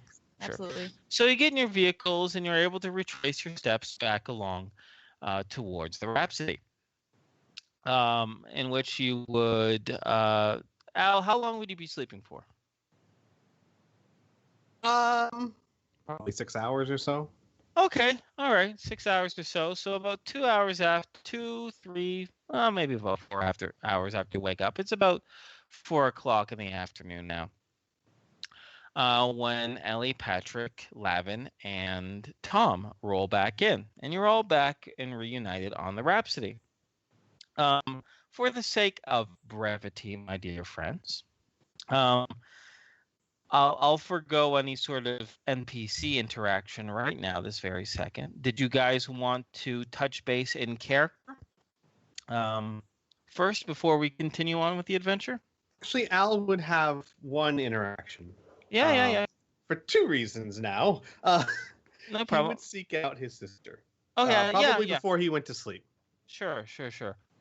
I was gonna say, sorry, when I say I have no interaction, doesn't mean don't talk to the NPCs. It's just I'm gonna forego any NPC initiated scenes. Okie dokie. So before you go to sleep, so it'll probably be around like 8, 9 o'clock in the morning. Okay, all right. You would find your sister and Mim, her assistant robot, sitting in the lounge, conversing with the dog boy Ezex, who is in the middle of a limerick. A limerick. It's something about a man from Nantucket, and in his ears and all that good stuff. Anywho, when he's about to get to the dirty part, they notice you come in, and Julie almost gives a relieved look at the interruption as she turns toward her brother. Julia, I was wondering if I could talk to you for a moment. Sure, she says, as although due to her sunglasses and her condition, although she doesn't look directly at Ezex, she looks in his direction and he goes, yeah, fine. But when I come back, I'm going to have 3 more that I learned, and you're going to learn them all too, he says as he flicks his tail and steps out of the lounge. For now, you and Julia are alone. Al would sit down and probably like rub his eyes, take a moment to try and wake up a bit, and he would say, "So, I know we haven't really talked about you coming along with us or not." Not directly, she says. If it helps or makes a difference, I'd really like you to come. She nods and she says, my intention is to get my brother back, and I'm not going to do that away from you. Al would nod. So she says, I'm glad you want me to come. Well, Dad would probably kill me, but I think Mom would want you to go.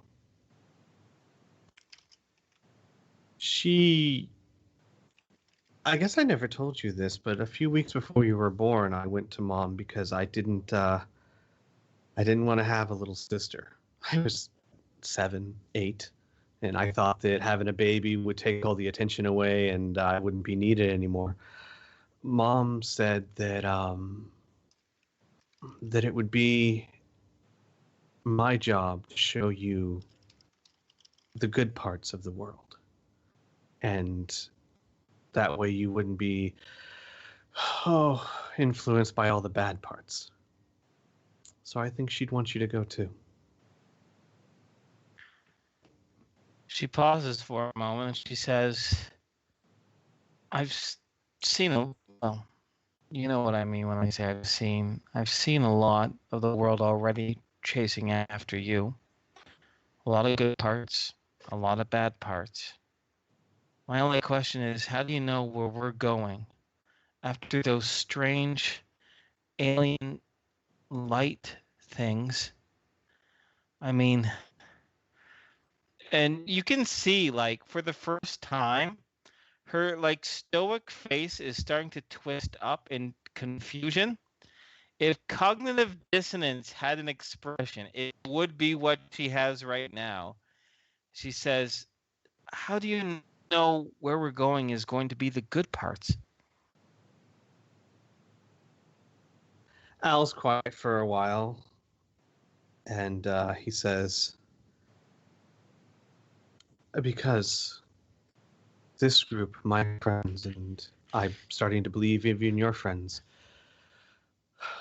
are the kind of people that if where we go isn't one of the good parts, even if it's just a little bit, we'll make it one.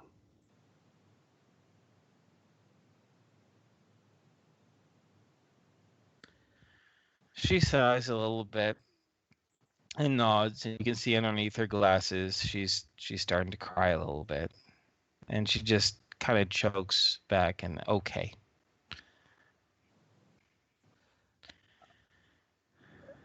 And can I ask a favor?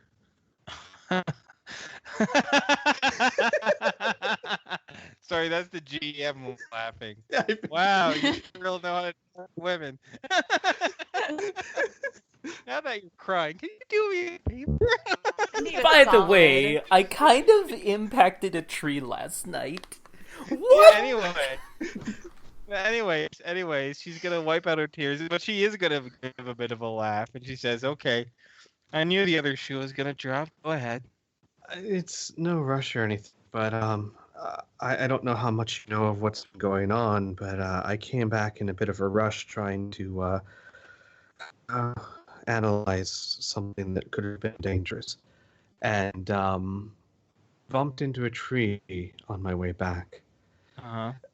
There's some damage to the hover cycle, and if I make a big thing about it, I will never hear the end of it.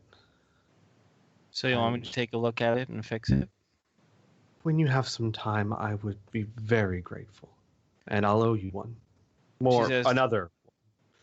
She says there's no need for that. It'd be nice for me to get back into it, to use Mim's, well, one of the ways she was designed for.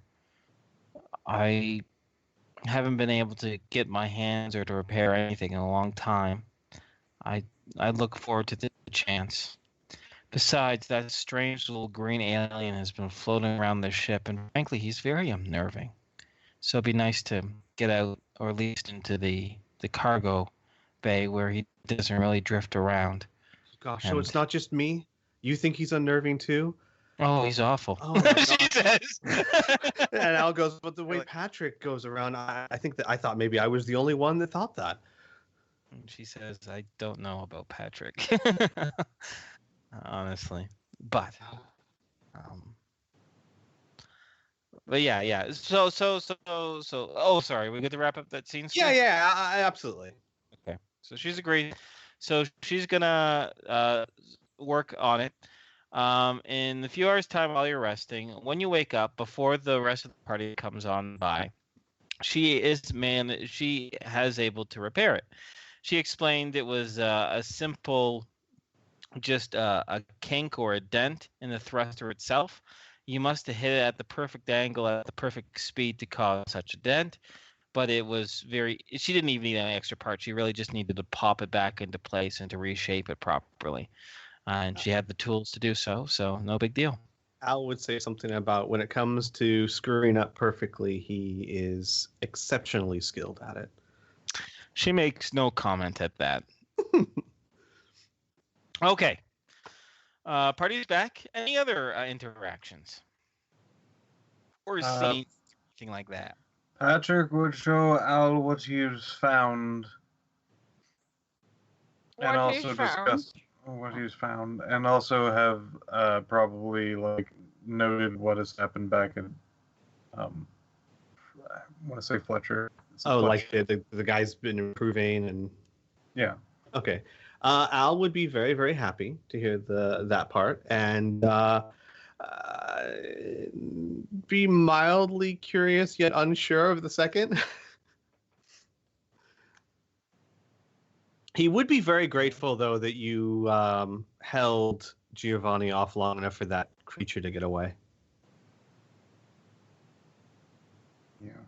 Indeed.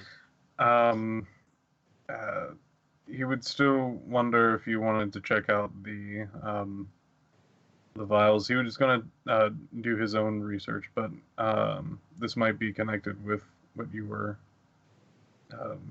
researching. Al would go, I didn't get very far in my research. Maybe if we worked on it together. Oh my god. All right. Al looks at it and goes, looks at dice rolls. Maybe Okay. we work on this together. Okie dokie. Why don't you both... Hey, look, new information and a new assistant or assistance. So I'm going to have you both roll me a check. Go ahead and use the skills that you used previously. So Al, for you, would be pathology and chemistry. For Patrick, if you have chemistry, go ahead and roll it. If you don't, you can still roll your botany as well. Not mathematics. Mm-hmm. I have botany, chemistry, and basically advanced chemistry. Oh my goodness. Do advanced chemistry. Really low on that one. Okay. That's okay. It's Okay. finally over. The first one's chemistry, the second one's pathology. Okay. All right. Good. Patrick. All right. Wow. All right. That's my advanced chemistry roll. Wow. Okay. All right. So I'm not going to beat around the bush. Thanks to the excellent tools and someone to pitch theories off together and analyze things together, both Patrick and Al put their heads together, and they're able to determine the substances in both the vials. The stuff that was the residue in the two empty vials and the full green, thick liquid is indeed a poison. It is a hybrid. It is a traditional poison, which, for lack of a better word, is flavored by a magical curse. And all brass tacks, what it does is that Al's initial analysis was pretty much on the mark. It is a mild poison meant to throw off people just to disorient them, to not make them realize that they're sick. After the toxin is in their system is when, through a magical or a psionic trigger, the curse comes into effect. And the curse escalates the toxin to twist and turn into symptoms whatever the caster wants. So all it has to be is detrimental and painful. So it appears that this nightmare decided to have the fever exhiberate into a big black tube around the throat to suffocate them and other such detriment things. Interestingly, you can both theorize, because you're also both magically inclined, that with the nightmare dead, the toxin is practically inert now. You might be able to cast your own. If you were to learn a curse spell, you might be able to utilize it as your own. But for now, with the lack of the knowledge of that magic, it's really just more of an inert substance. Cool? All groovy on that? Any questions? No, I'm good. Okay. Okay. So hold on to your hat for the black one. Okay. The black one is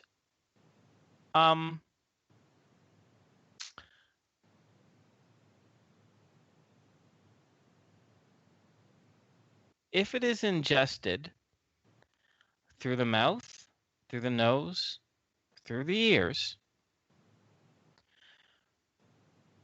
out of character, with a save versus lethal poison, if you fail that save, within 5 minutes, the person slips into a coma, and 5 minutes after that, they die. If you save versus poison, you slip into a coma, and 10 minutes later, you might die. AKA, you do another 2 save versus non-lethal poisons, and if you fail both of those, then you have to do your coma saves, and then you might die. For lack of a better word, this is, without a doubt, the most lethal poison either of you have ever seen.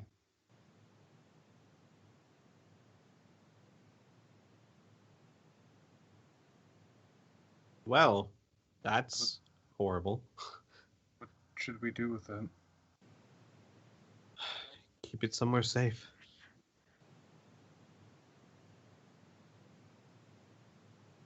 Okay. And where would that somewhere safe be, asks the GM. Mm, Because you Under have Patrick's a certain bed. friend. With all due respect, you have a certain friend who likes to improv cook. And I believe the last time she did that, she put a strange blue adhesive substance that you got from New Zoot into the microwave. yeah. So I think it's very Isn't that in important the for us- refrigerator though? Oh my god. So for I- the sake, like both in and out of character, I think this can't just be an inventory item where we just kind of shrug and say, "Oh, okay, I guess it's over here," because this is like I said, the most lethal poison you have ever seen. I think we might want to take a couple minutes and determine where the hell you want to keep this thing.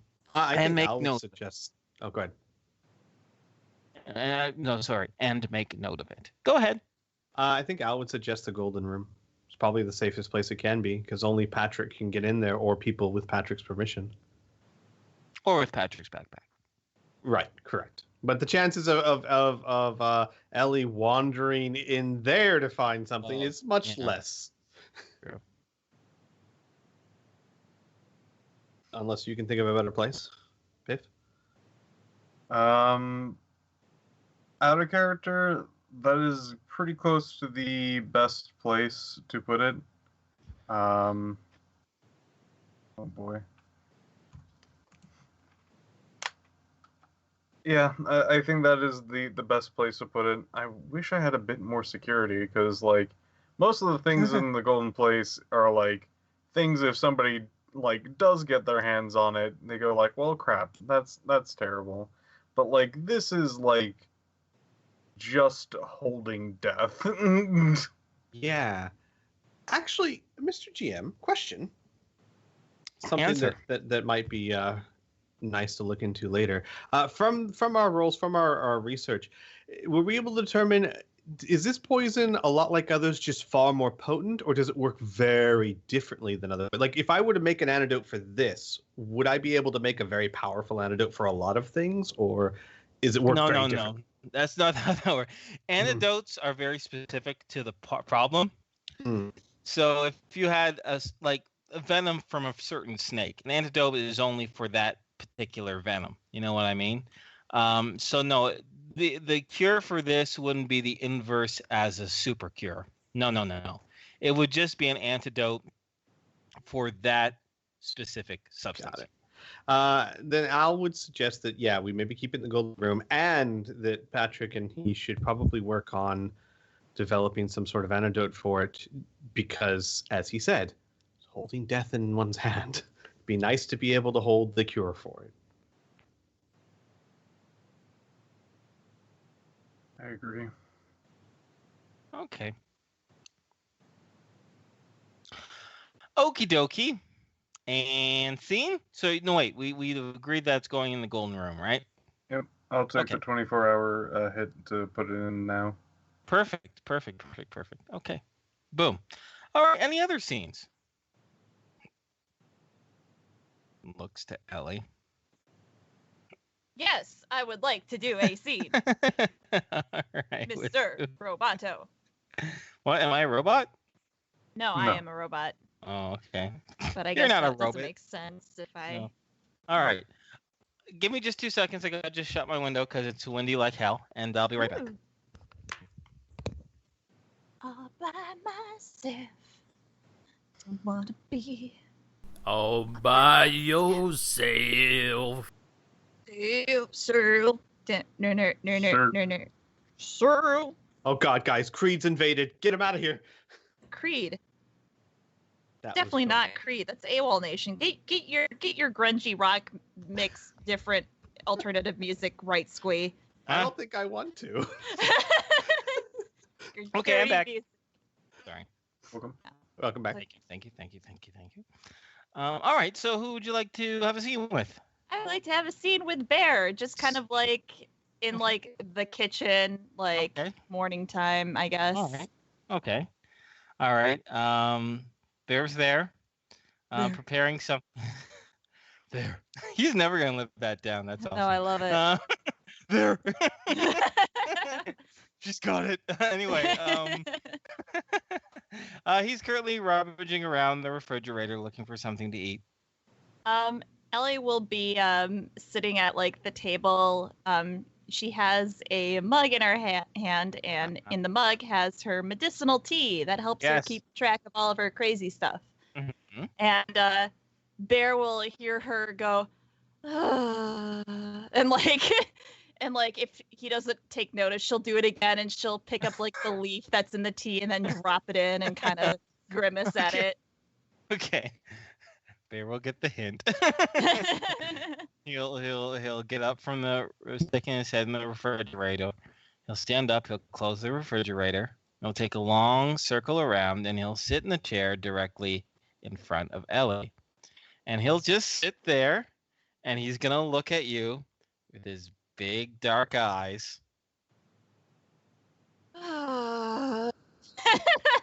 She Why are you sighing? She kind of glances up. Oh, Bear, I didn't see you there. She He looks just up from side to side. she rests her head like on the table, her arm underneath it, kind of pillowing it, and she stares at Bear. Bear, if I stop drinking this for a while, will you tell the others? But Bear pauses for a moment. I thought it made you feel better. I thought it gave you more control. Does it not do that anymore? No, it does that. It does it really well. Bear, let me tell you something, because this I don't normally get angry, but I'm feeling kind of angry. I'm feeling a little bit angry right now, Bear. She like What? sits up and becomes very animated with her hand gestures. Why are you angry? Well, okay, here's the thing. So when I drink this stuff, and she'll pick up the mug and kind of like push it towards Bear's face. When I drink this stuff, everything becomes clear. Well, mostly clear. Things become mostly clear. And I mean, I still do weird things. Like, I still do crazy stuff. But I know that I'm doing crazy stuff, and it's still hard to control it, but it's clear enough that I can tell when people are judging me. Al said something the other day to Cynthia. She said that she was crazy, and he said you use it like it's an excuse, and she's like, it kind of is. And the thing is, it's like, I can't use it as an excuse. She'll set the cup back on the table and cross her arms. I just can't. But at what point is it I'm sick with something, and what point is it's my own control, it's my own self-control that I'm not able to to deal with? At what point can I not use this as a sickness and it's just all my damn fault? And drinking this stuff makes me realize what I'm doing. He gives a small nod. His eyes turn down in a look that you know of him contemplating something seriously. And you, knowing your friend for a long time, know that in about a minute or two, he'll frame his words very carefully, and he'll say, Nora, you went to a doctor, and he put something inside of your head. And ever since then, you have not been the same. For good or for bad, for all the memories lost and the new memories you made, for all the personalities that you have, I have come to learn a very difficult lesson, which is as much as I want to remove those things from your head and have my old friend back, happy and healthy, it is like turning back time. I cannot do that, and you cannot do that. We all need to accept what you now are, everything that you are, all the personalities, everything that you can control and that you can't control. I wouldn't use the word excuse. Excuse implies that it is something that is not your fault, something that is not in your control.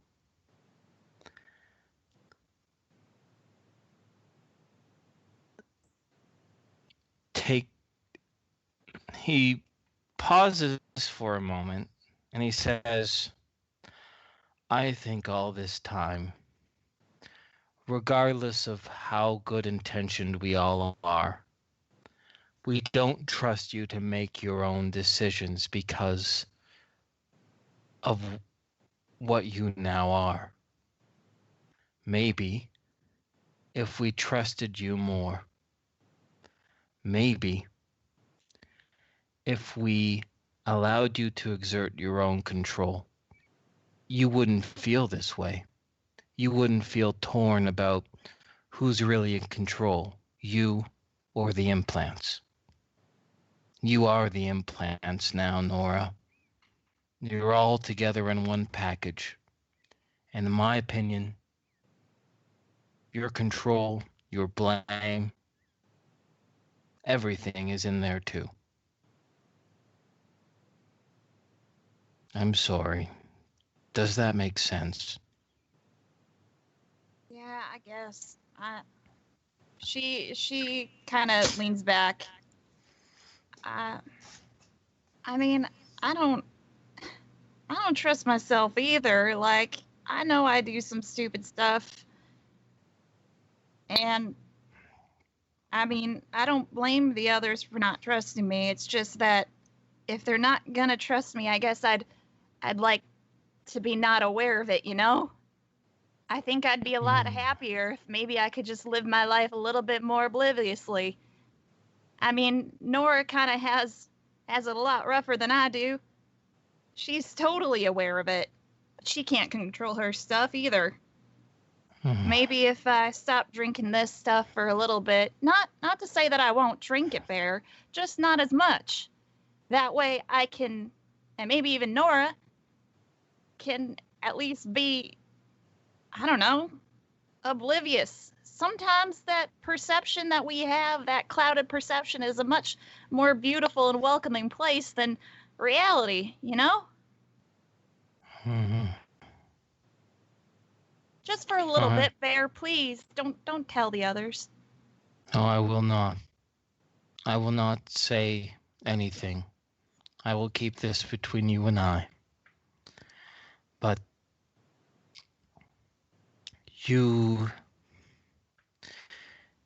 if you ever feel self-conscious, You can always talk with me. That is an alternative. But if it makes you feel better, you know more about you than I do, he says, furrowing his brows. So I think you know best.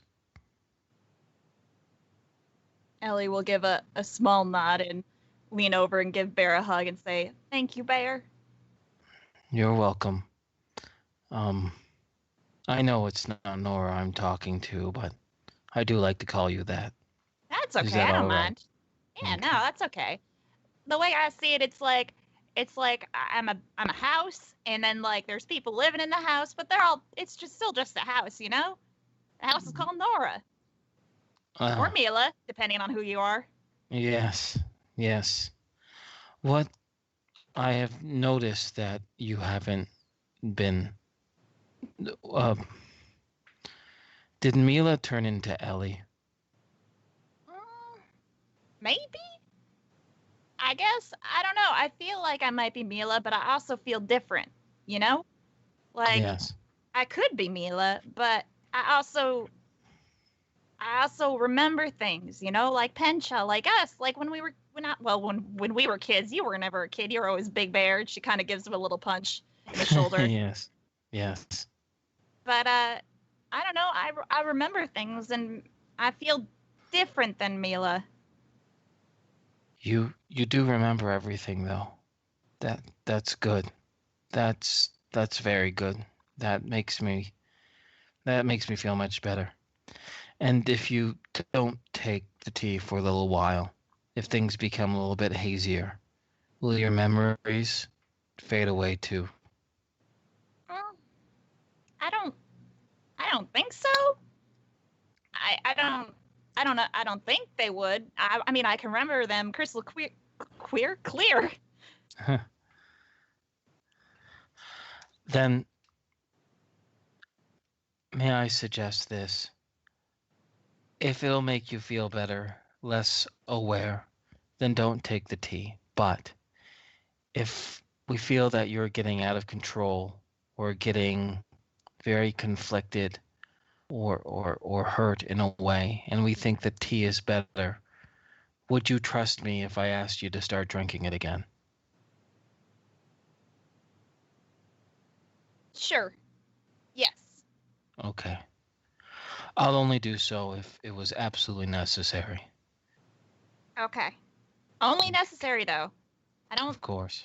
Okay. Good. Good. Good. Good. Good. And as she's saying "good" over and over again, she'll pick up the mug and she'll slowly be like putting it like I don't know. Is there a plant nearby? She's like watering the plant with Sure. Sure. Or down the sink or Good. something. Sure. Good. Cool. And theme? Theme. Great. So, back aboard the Rhapsody. What would you guys like to do next? Get Lee. Jeez. Get Lee? Get Okay. Lee. All right, guys. Lee.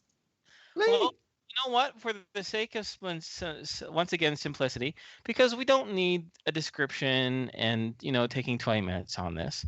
I've done this before in the past. Why don't we start the scene? 'Cause since you guys know how to get to New Lazlo, know how to get into New Lazlo, and know where Lee and Morin live, should we just start the scene with you at his front door? I don't have an objection with this. Yeah. Like, honestly, yeah, we're in complete creative control here, so let's do that. Is that okay with Patrick and Al? I mean, and Tom? Piff and Burn? Yes. Yes. I just want to point out, Al, out of self-embarrassment, never mentions a thing to anyone else. It's gonna be even his sister's dirty little secret. Secrets are no fun. Could I crash the bike. could I make a skill check or something to try and notice, like, he went off by himself.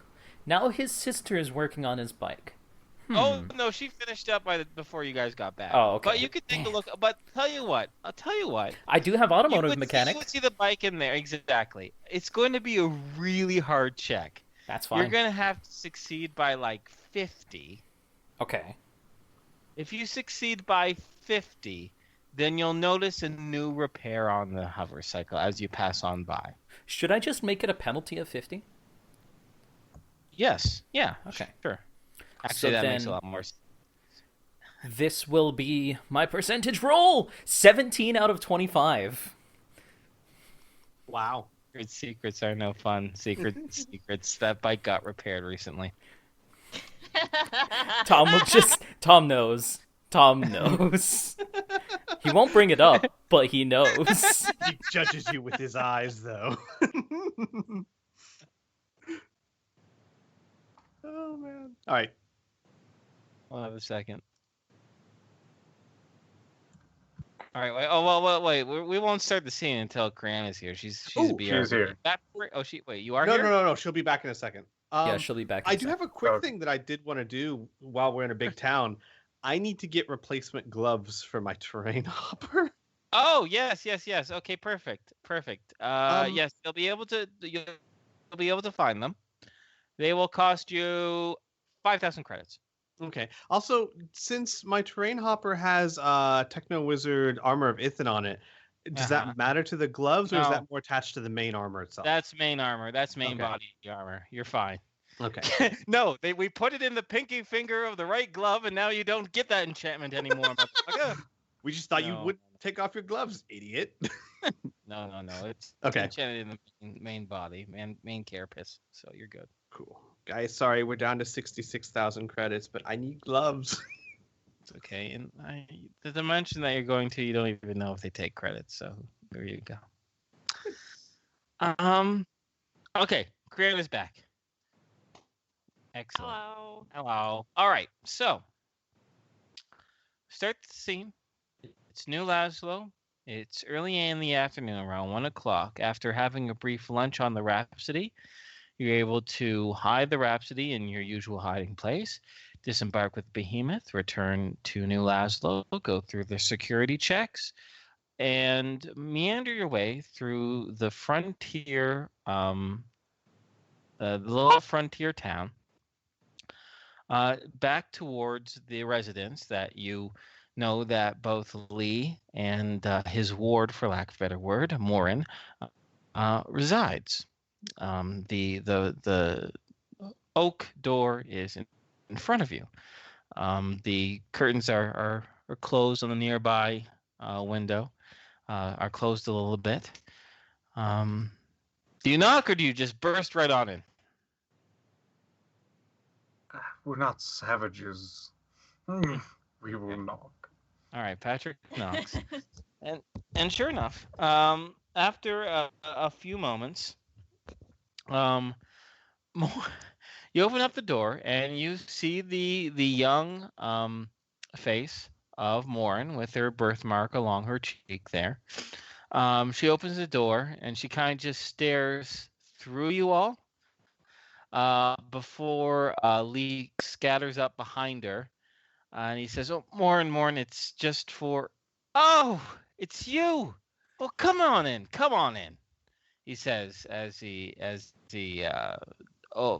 kind of guides Morin to one side of the hallway and gestures for you all to enter.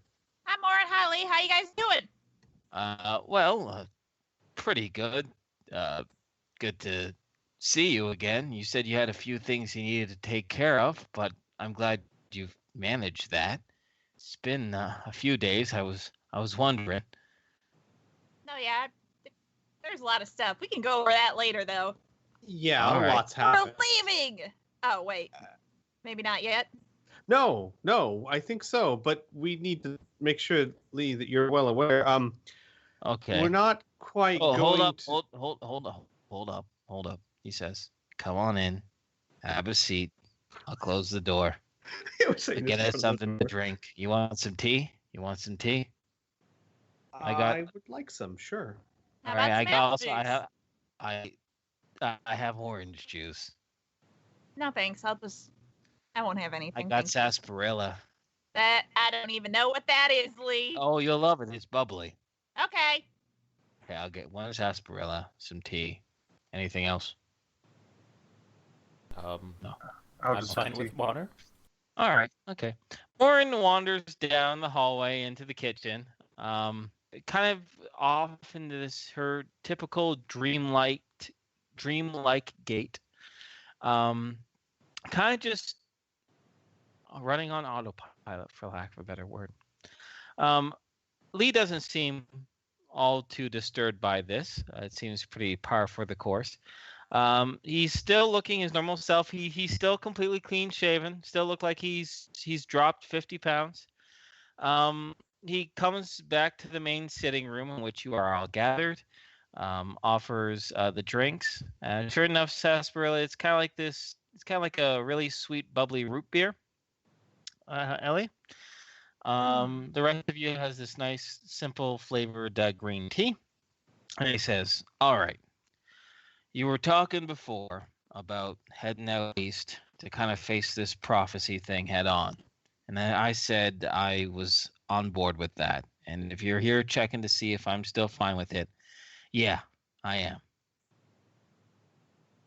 Well, we're not quite headed east, though. Oh. He says almost there's a hint of surprise on his voice, but not as much as you would imagine.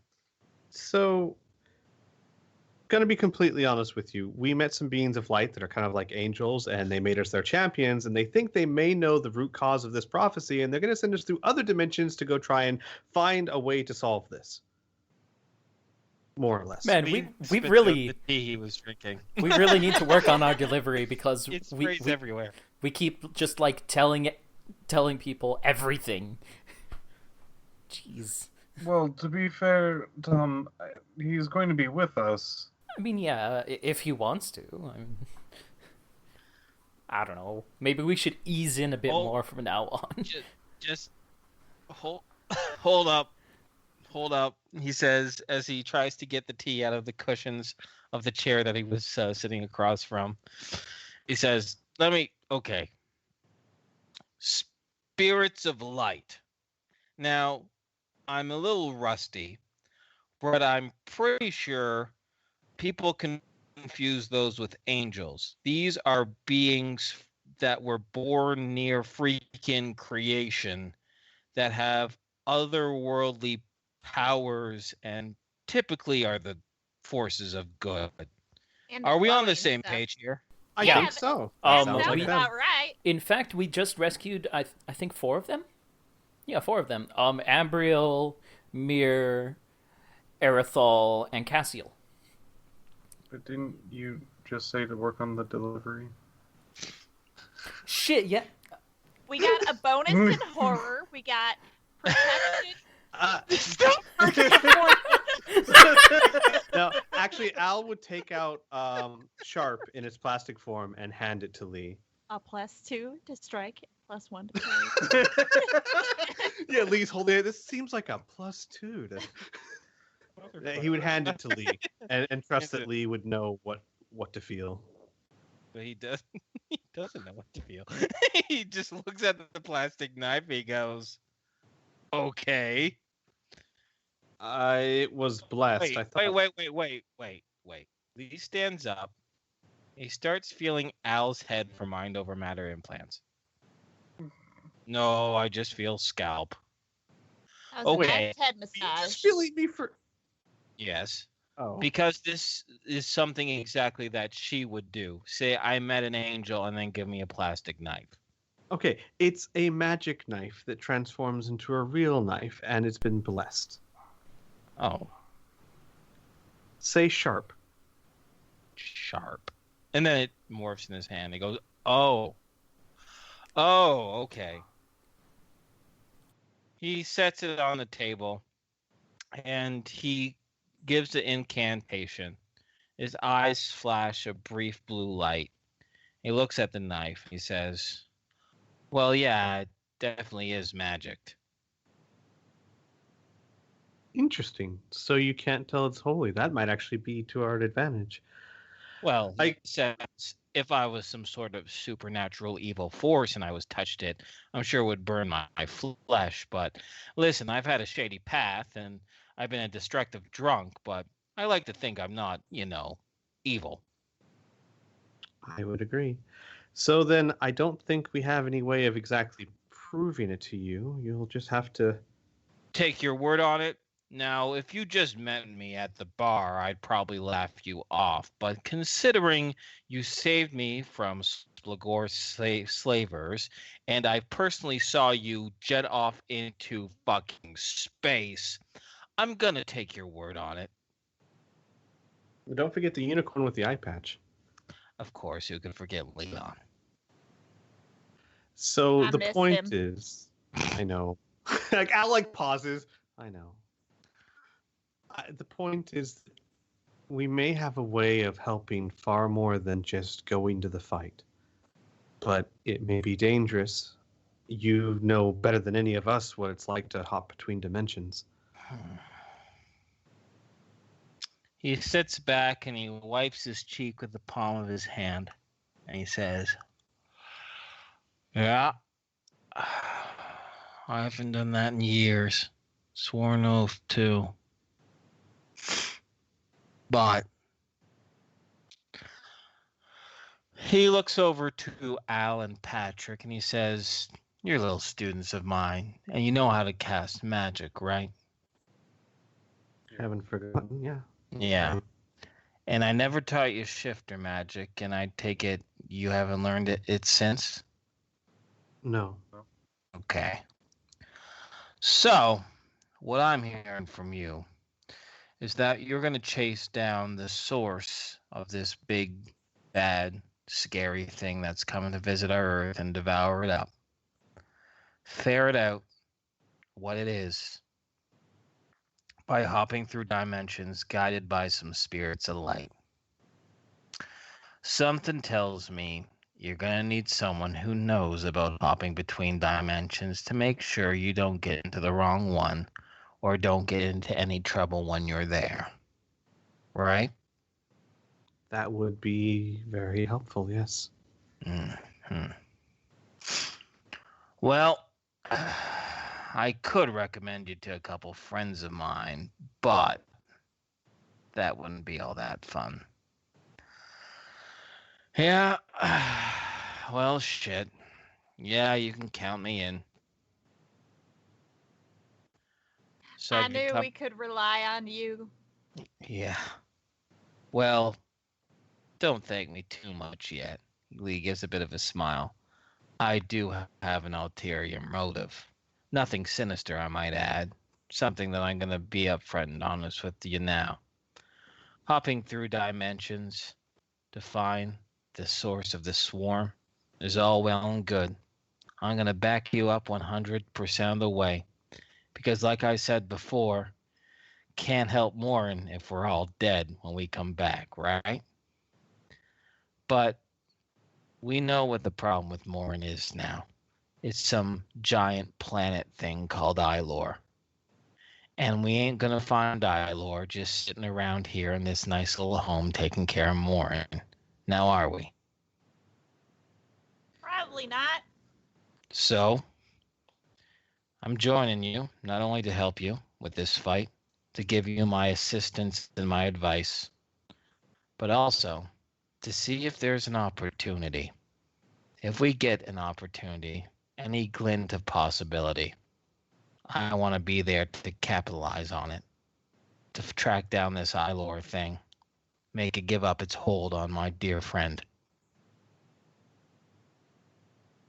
You know, speaking of that, because I have every intention of being with you 100% of the way, but one of the gifts we got from the angels, as far as I understand it, is an immunity to what happened to Morin. An inability to be possessed.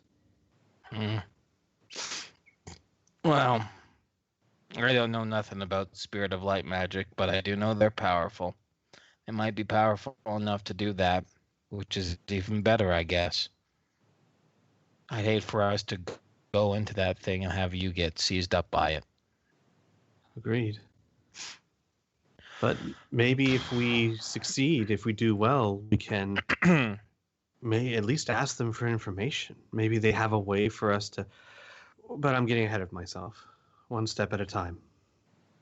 Yeah. He says, well, you gotta give me a couple hours at least. Maybe at least until tomorrow morning. Then I'll be good to go. I gotta pack up a few things, but more importantly, I gotta head over to the small council and let them know what the situation is. I'll probably report this to Ashwin Calabar himself. Is it all right if I just tell him the truth? Where I'm off to? What I'm doing? Absolutely, Well, as far as I'm concerned. yeah, he did specifically ask for us to help in the fight to the east, and this would be Yeah. doing our part. Yeah.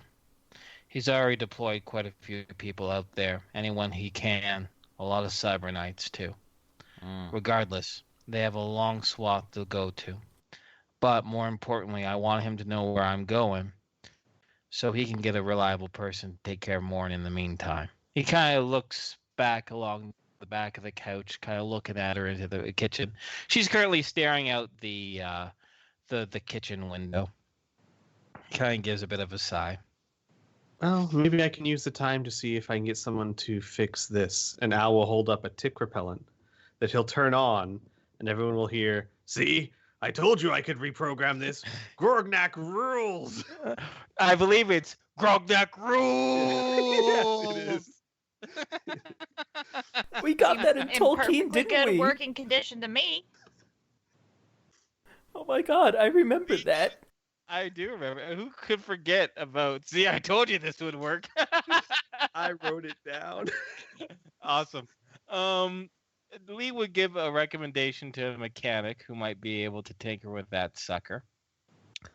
Which is fine, actually, because a lot of the NPCs from the Rhapsody, especially Julia's friends, Yasmin, Ezex, Basilisk, they're all going to want to hit the town to run their own errands as well as McLaughlin and Marla Stotch, and pretty much all the NPCs.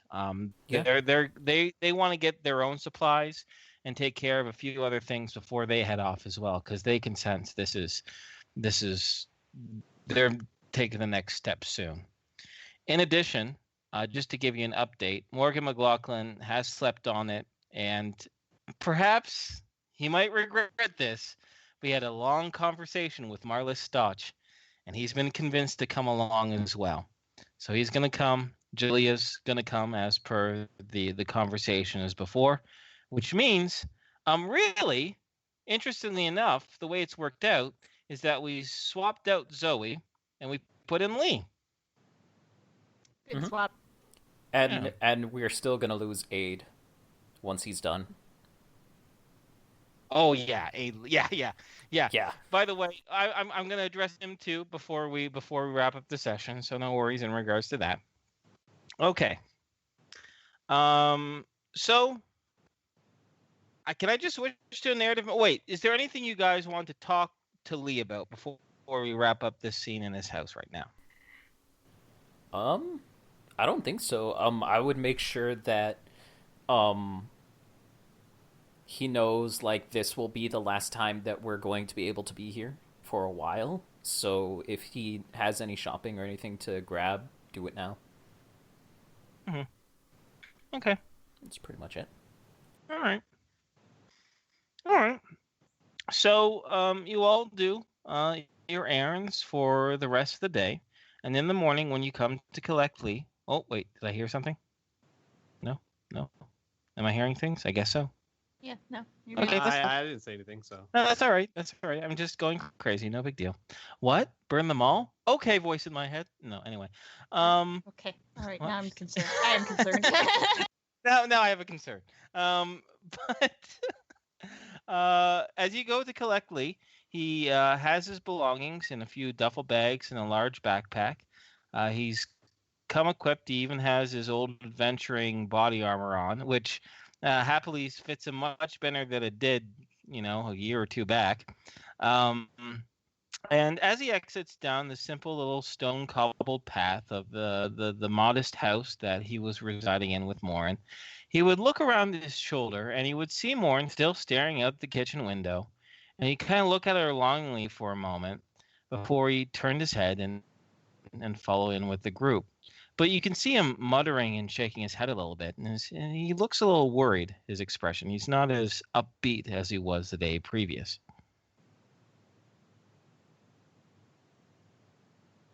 But with that, oh yeah, go ahead.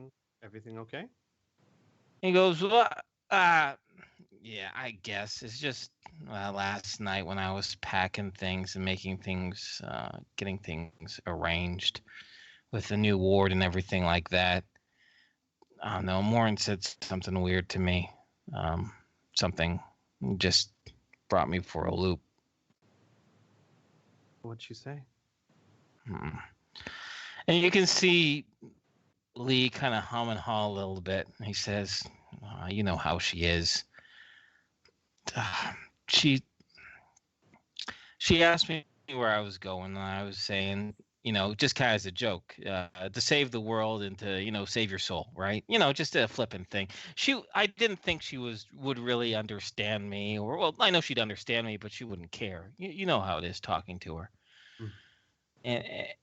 And she said, she asked me would I be willing to sacrifice for that, and I told her and everything, and she said that I would.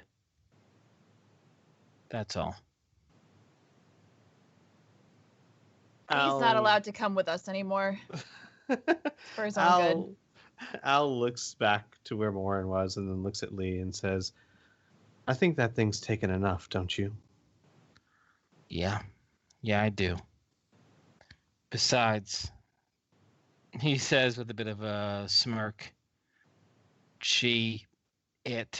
that thing might think it knows everything, but it don't know me. I will clap him on the shoulder and then start walking off. Sure, but you can still see he gives a sigh as he kind of just gets it out of his head and continues on with you. Okie dokie. So, with the time has passed, everyone has reconvened back on the Rhapsody. In addition, on your way back towards the little, the wonderful little peaceful grove in which the sacred ground in which the Leyline Nexus Point lies, Aid Wildspark. Wait, let me double check. Aid Wildspec. Yeah. Wildspec.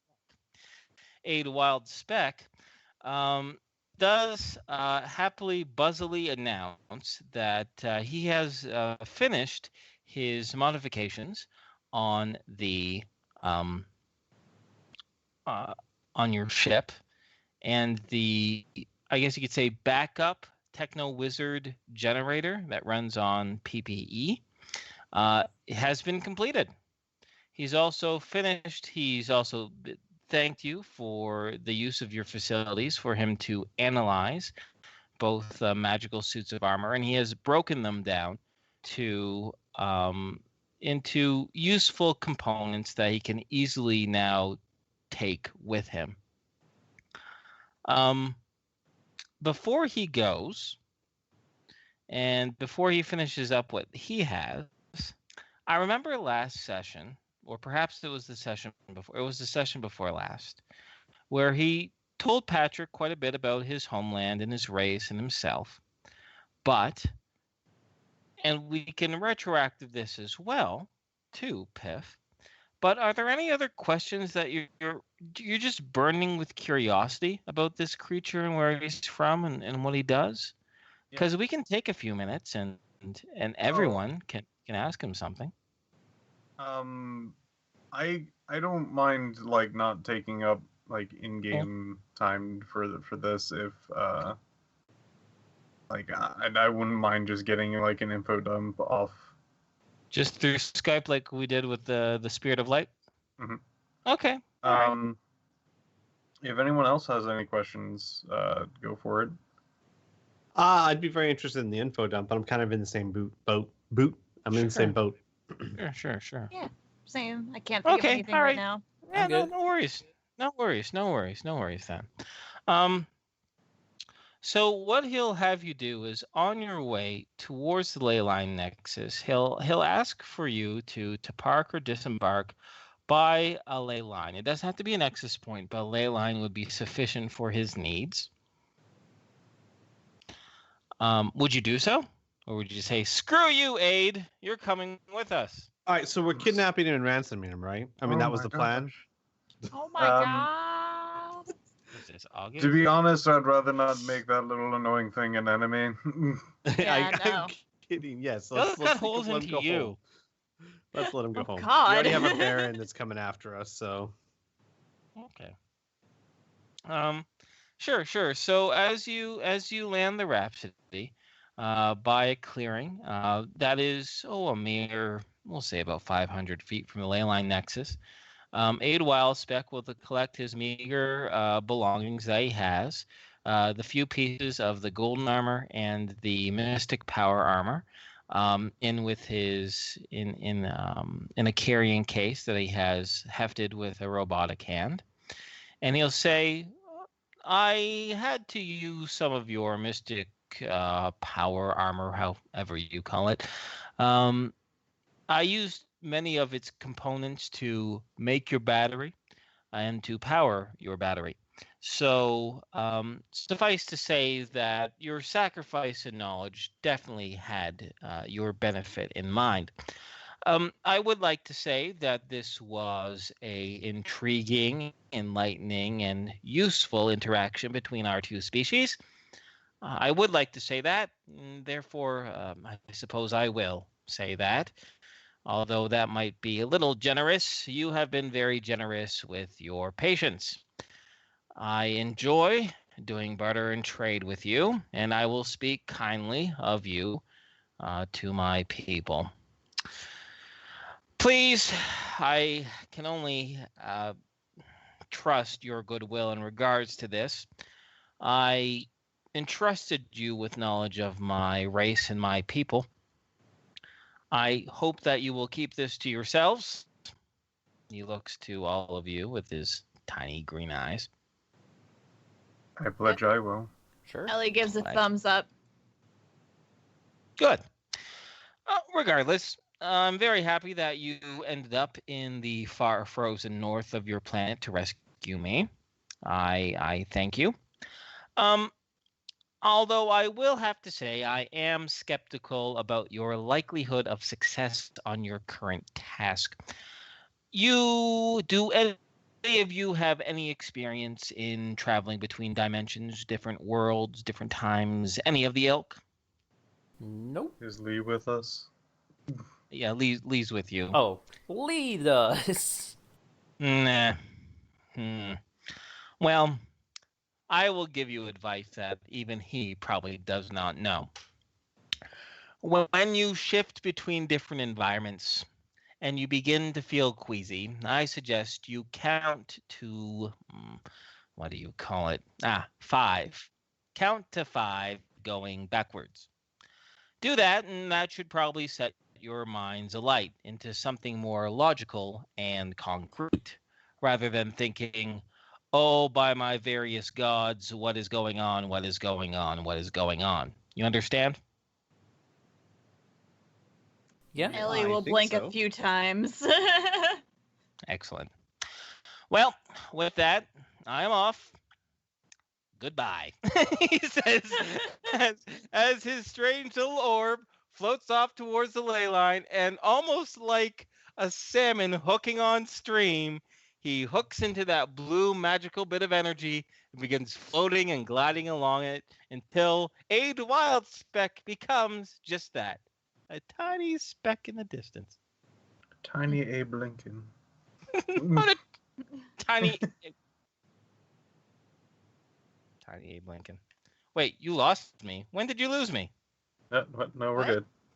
Oh, I just got a message from Discord? Koreana.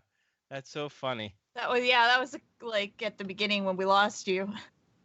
Oh, We lost you. derp. Okay. Well then. Perfect. Okay. Then, guys, I have the final scene for this session prepared. If you are all set for it. I was born ready. I am set. Okay. All right. So, is it fair to assume that you guys are now heading towards the sacred ley line nexus point? Mm-hmm. Okay, Yes. Mhm. excellent. Give me 2 seconds. I gotta open up something. Okay, open it up. Gotta open Yeah. something. Okay. So, as you do so, once again, wait. I won't bring up the picture. It's fine. We're all gonna. This is an entire theater of the mind session, which is more than fine by me. Regardless. As you land on the consecrated ley line nexus and the peaceful, serene environment once again hits your eyes, you see small specks of light floating around the ley line points. One a yellow light, one dark green, one blue, one a deep blue, sorry, and one a burning red. They're tiny, tiny specks off in the distance, but they seem to be dancing and flying and chasing each other along the ley line nexus point. As the Rhapsody lands completely securely on the ground, the little specks of light begin to take shape once again to the humanoid winged, well, mostly winged, Cassiel does not have any wings, but the rest of them do, forms. They're humanoid forms, back as you remember them. Their facial features, their body types are exactly the same as when you first encountered them, imprinted on your mind, really. They take form and they begin to fly and dance all along the Rhapsody itself. And they beckon you all to come out. Ellie will do so. Yeah, Okay. Yeah. I'll get out too. Okay. As you disembark, as well as our dear friend Lavin, Morgan McLaughlin, Marlis Stotch, Lee, Basilisk, Yasmin, Ezex, Jalea, Bear, Alicia, Blink, and August all disembark. It is Ambriel who speaks first. Their voice alight like silvery bells along the wind. He says, "You have all arrived. Are you all ready for your journey? Are you ready for the greatest quest you have yet to embark?" Yeah. Patrick gives back a very solid yes. Al nods. Mm-hmm. Erithal, the tall, muscular, golden-skinned, golden-feathered, amber-eyed creature says, "That is good to hear. Be wary. The first place that we are to send you is a place infused with magic. Cassiel, the wingless angel, the one with robes made of pure water, continues. It permeates every bit of existence. The dimension itself is near sentient. It shapes the reality to its own will. It will not change who you are, but it may change your clothes, your items, perhaps your very ship itself. Our advice is to accept this reality. Do not fight against it. Whatever controls the deeply infused magic, we assure you, is not hostile. It is benevolent. Mir, the seraph that is the tall, thin, delicately built, beautiful female with silver feathered wings and dark eyes with red specks, summarizes.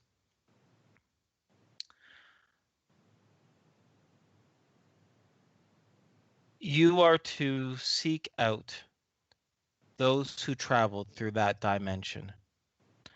Although we do not know the specifics, we do know that they do not fit in. They are peculiar, they are strange. If you were to ask around and investigate within that world for individuals who do not fit in and where they might arrive. That is your best course of action. Ambriel grins big ruddy cheek and says, we are prepared to open up the portal for you to begin your journey, and then we ourselves will return to our home, which we have been deprived of for thousands of your years. Before we do so, do you have any questions?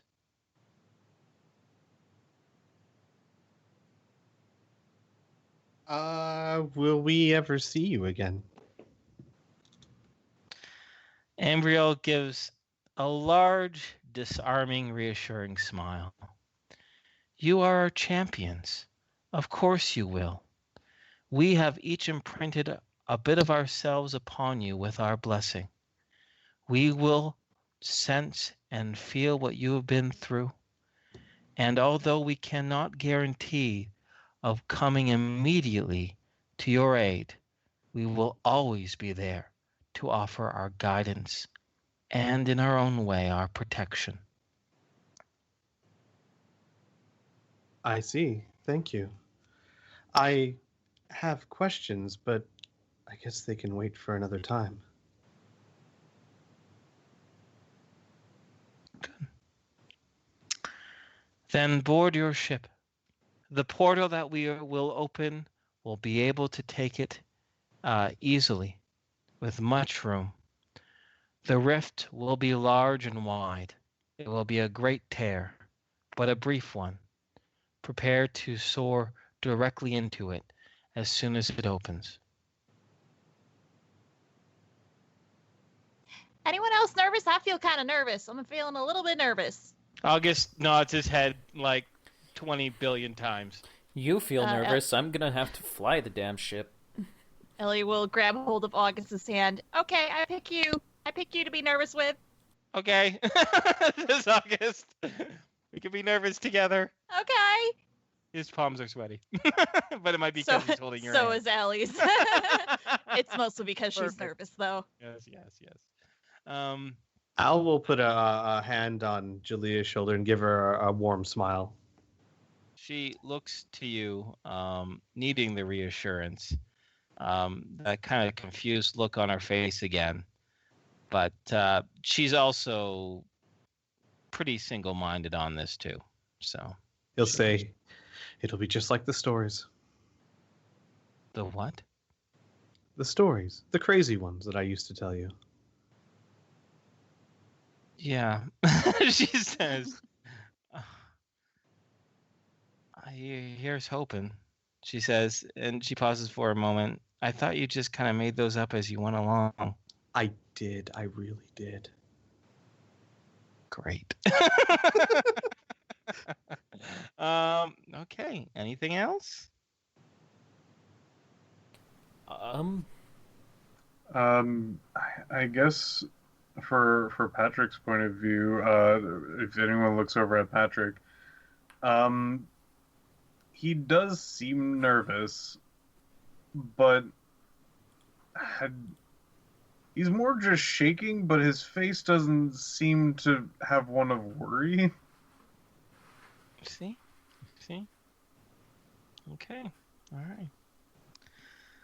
right. With that, the spirits of light gesture for you to enter your vessel as they once again reverberate to the small sparks of light you first saw them when you first landed, as they begin to soar towards the Nexus once more. Tom, you're in the pilot seat. Is it okay if Alicia's your co-pilot? Absolutely. All right, and McLaughlin's going to be there to back you all up. So with everyone safely on board, yes? I'm telling you the NPCs are safely on board. Don't worry, you won't forget Lee. Can you imagine? Can you imagine you guys who go through the portal and Lee's like, shit, I was just taking a piss behind that tree. Wait for me. He scampers through the portal. No. Everyone's on the all the NPCs are on the ship, safe and sound, ready to go, just as nervous as you are. Even Basilisk and Ezex, normally pretty low key and go with the flow type of guys. They're also quiet, nervous, jumpy. Yasmin is her usual kind of, I wouldn't say scowly self, but stoic self, really steely eyed. That's what she is. Her usual steely eyed self, but you can see she's wringing her hands. Marlis Stotch is probably the one who sticks out like a sore thumb because he can't stop smiling. He is so excited.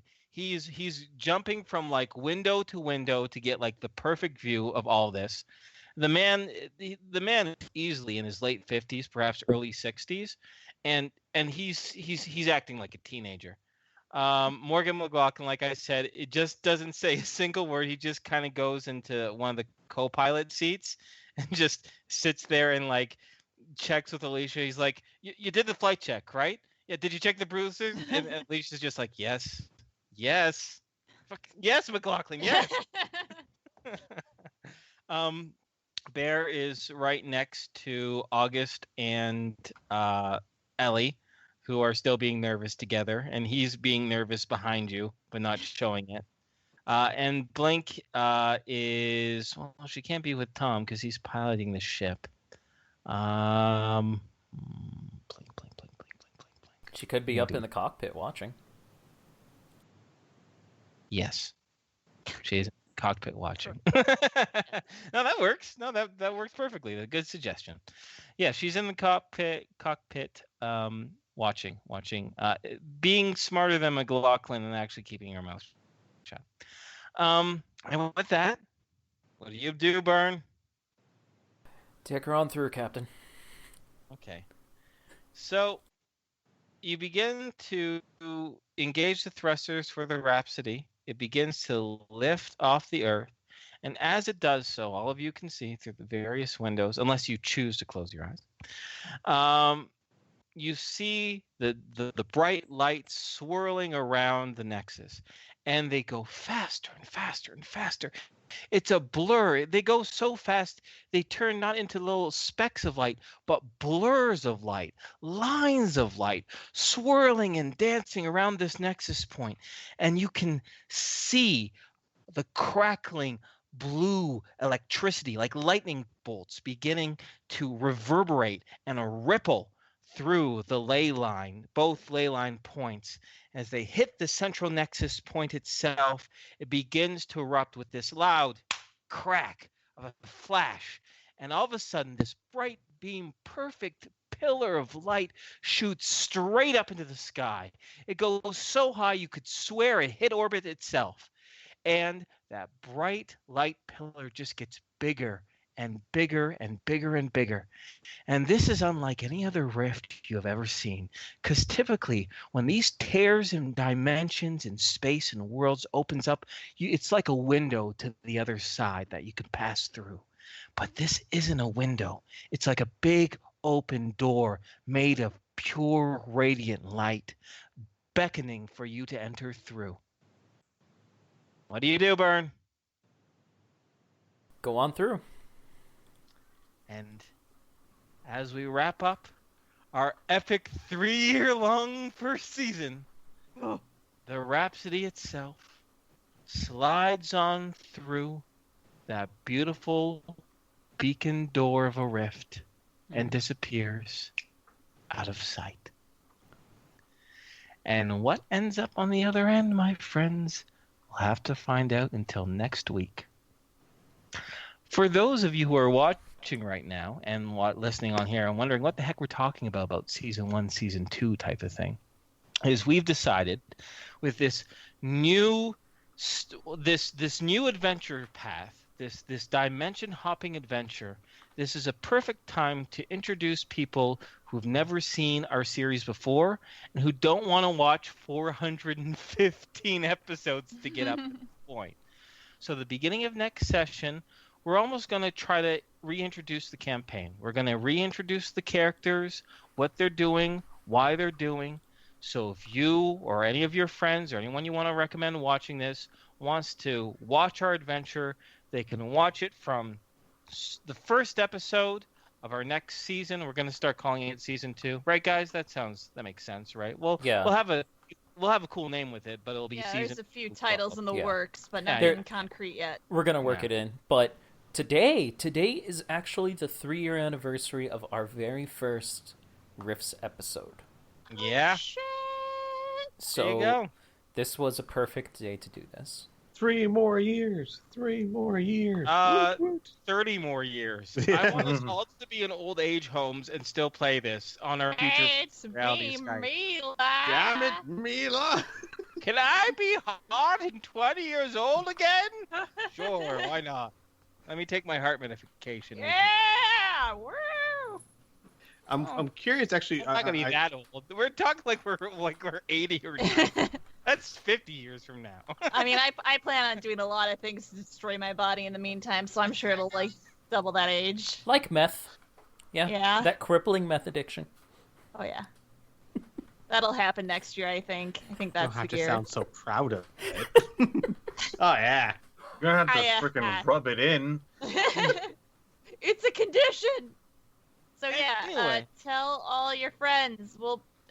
One of us will try and make an announcement video on this channel to say, hey, come watch if you're new. It'll be fun. But yeah, if you know someone who's like, I want to get into Rifts, but shit, I don't want to watch 400 and some odd episodes, be like, hey, check out next week or the VOD from next week. It'll be great. It'll be a fun time. Oh, Yeah. and while we it'll be a little different than what we got going on too. I'm gonna take full advantage of the whole different I'm dynamic excited to thing. see what's gonna happen. Yeah, me too. And while we got all you guys here, since you are fans of our pen and paper stuff, the first part of the series finale of Ardenfell's going up tomorrow. Yep. Sweet. Oh, it Tonight, is? tomorrow. Yeah, Yeah, tomorrow. soon. Like basically in several hours.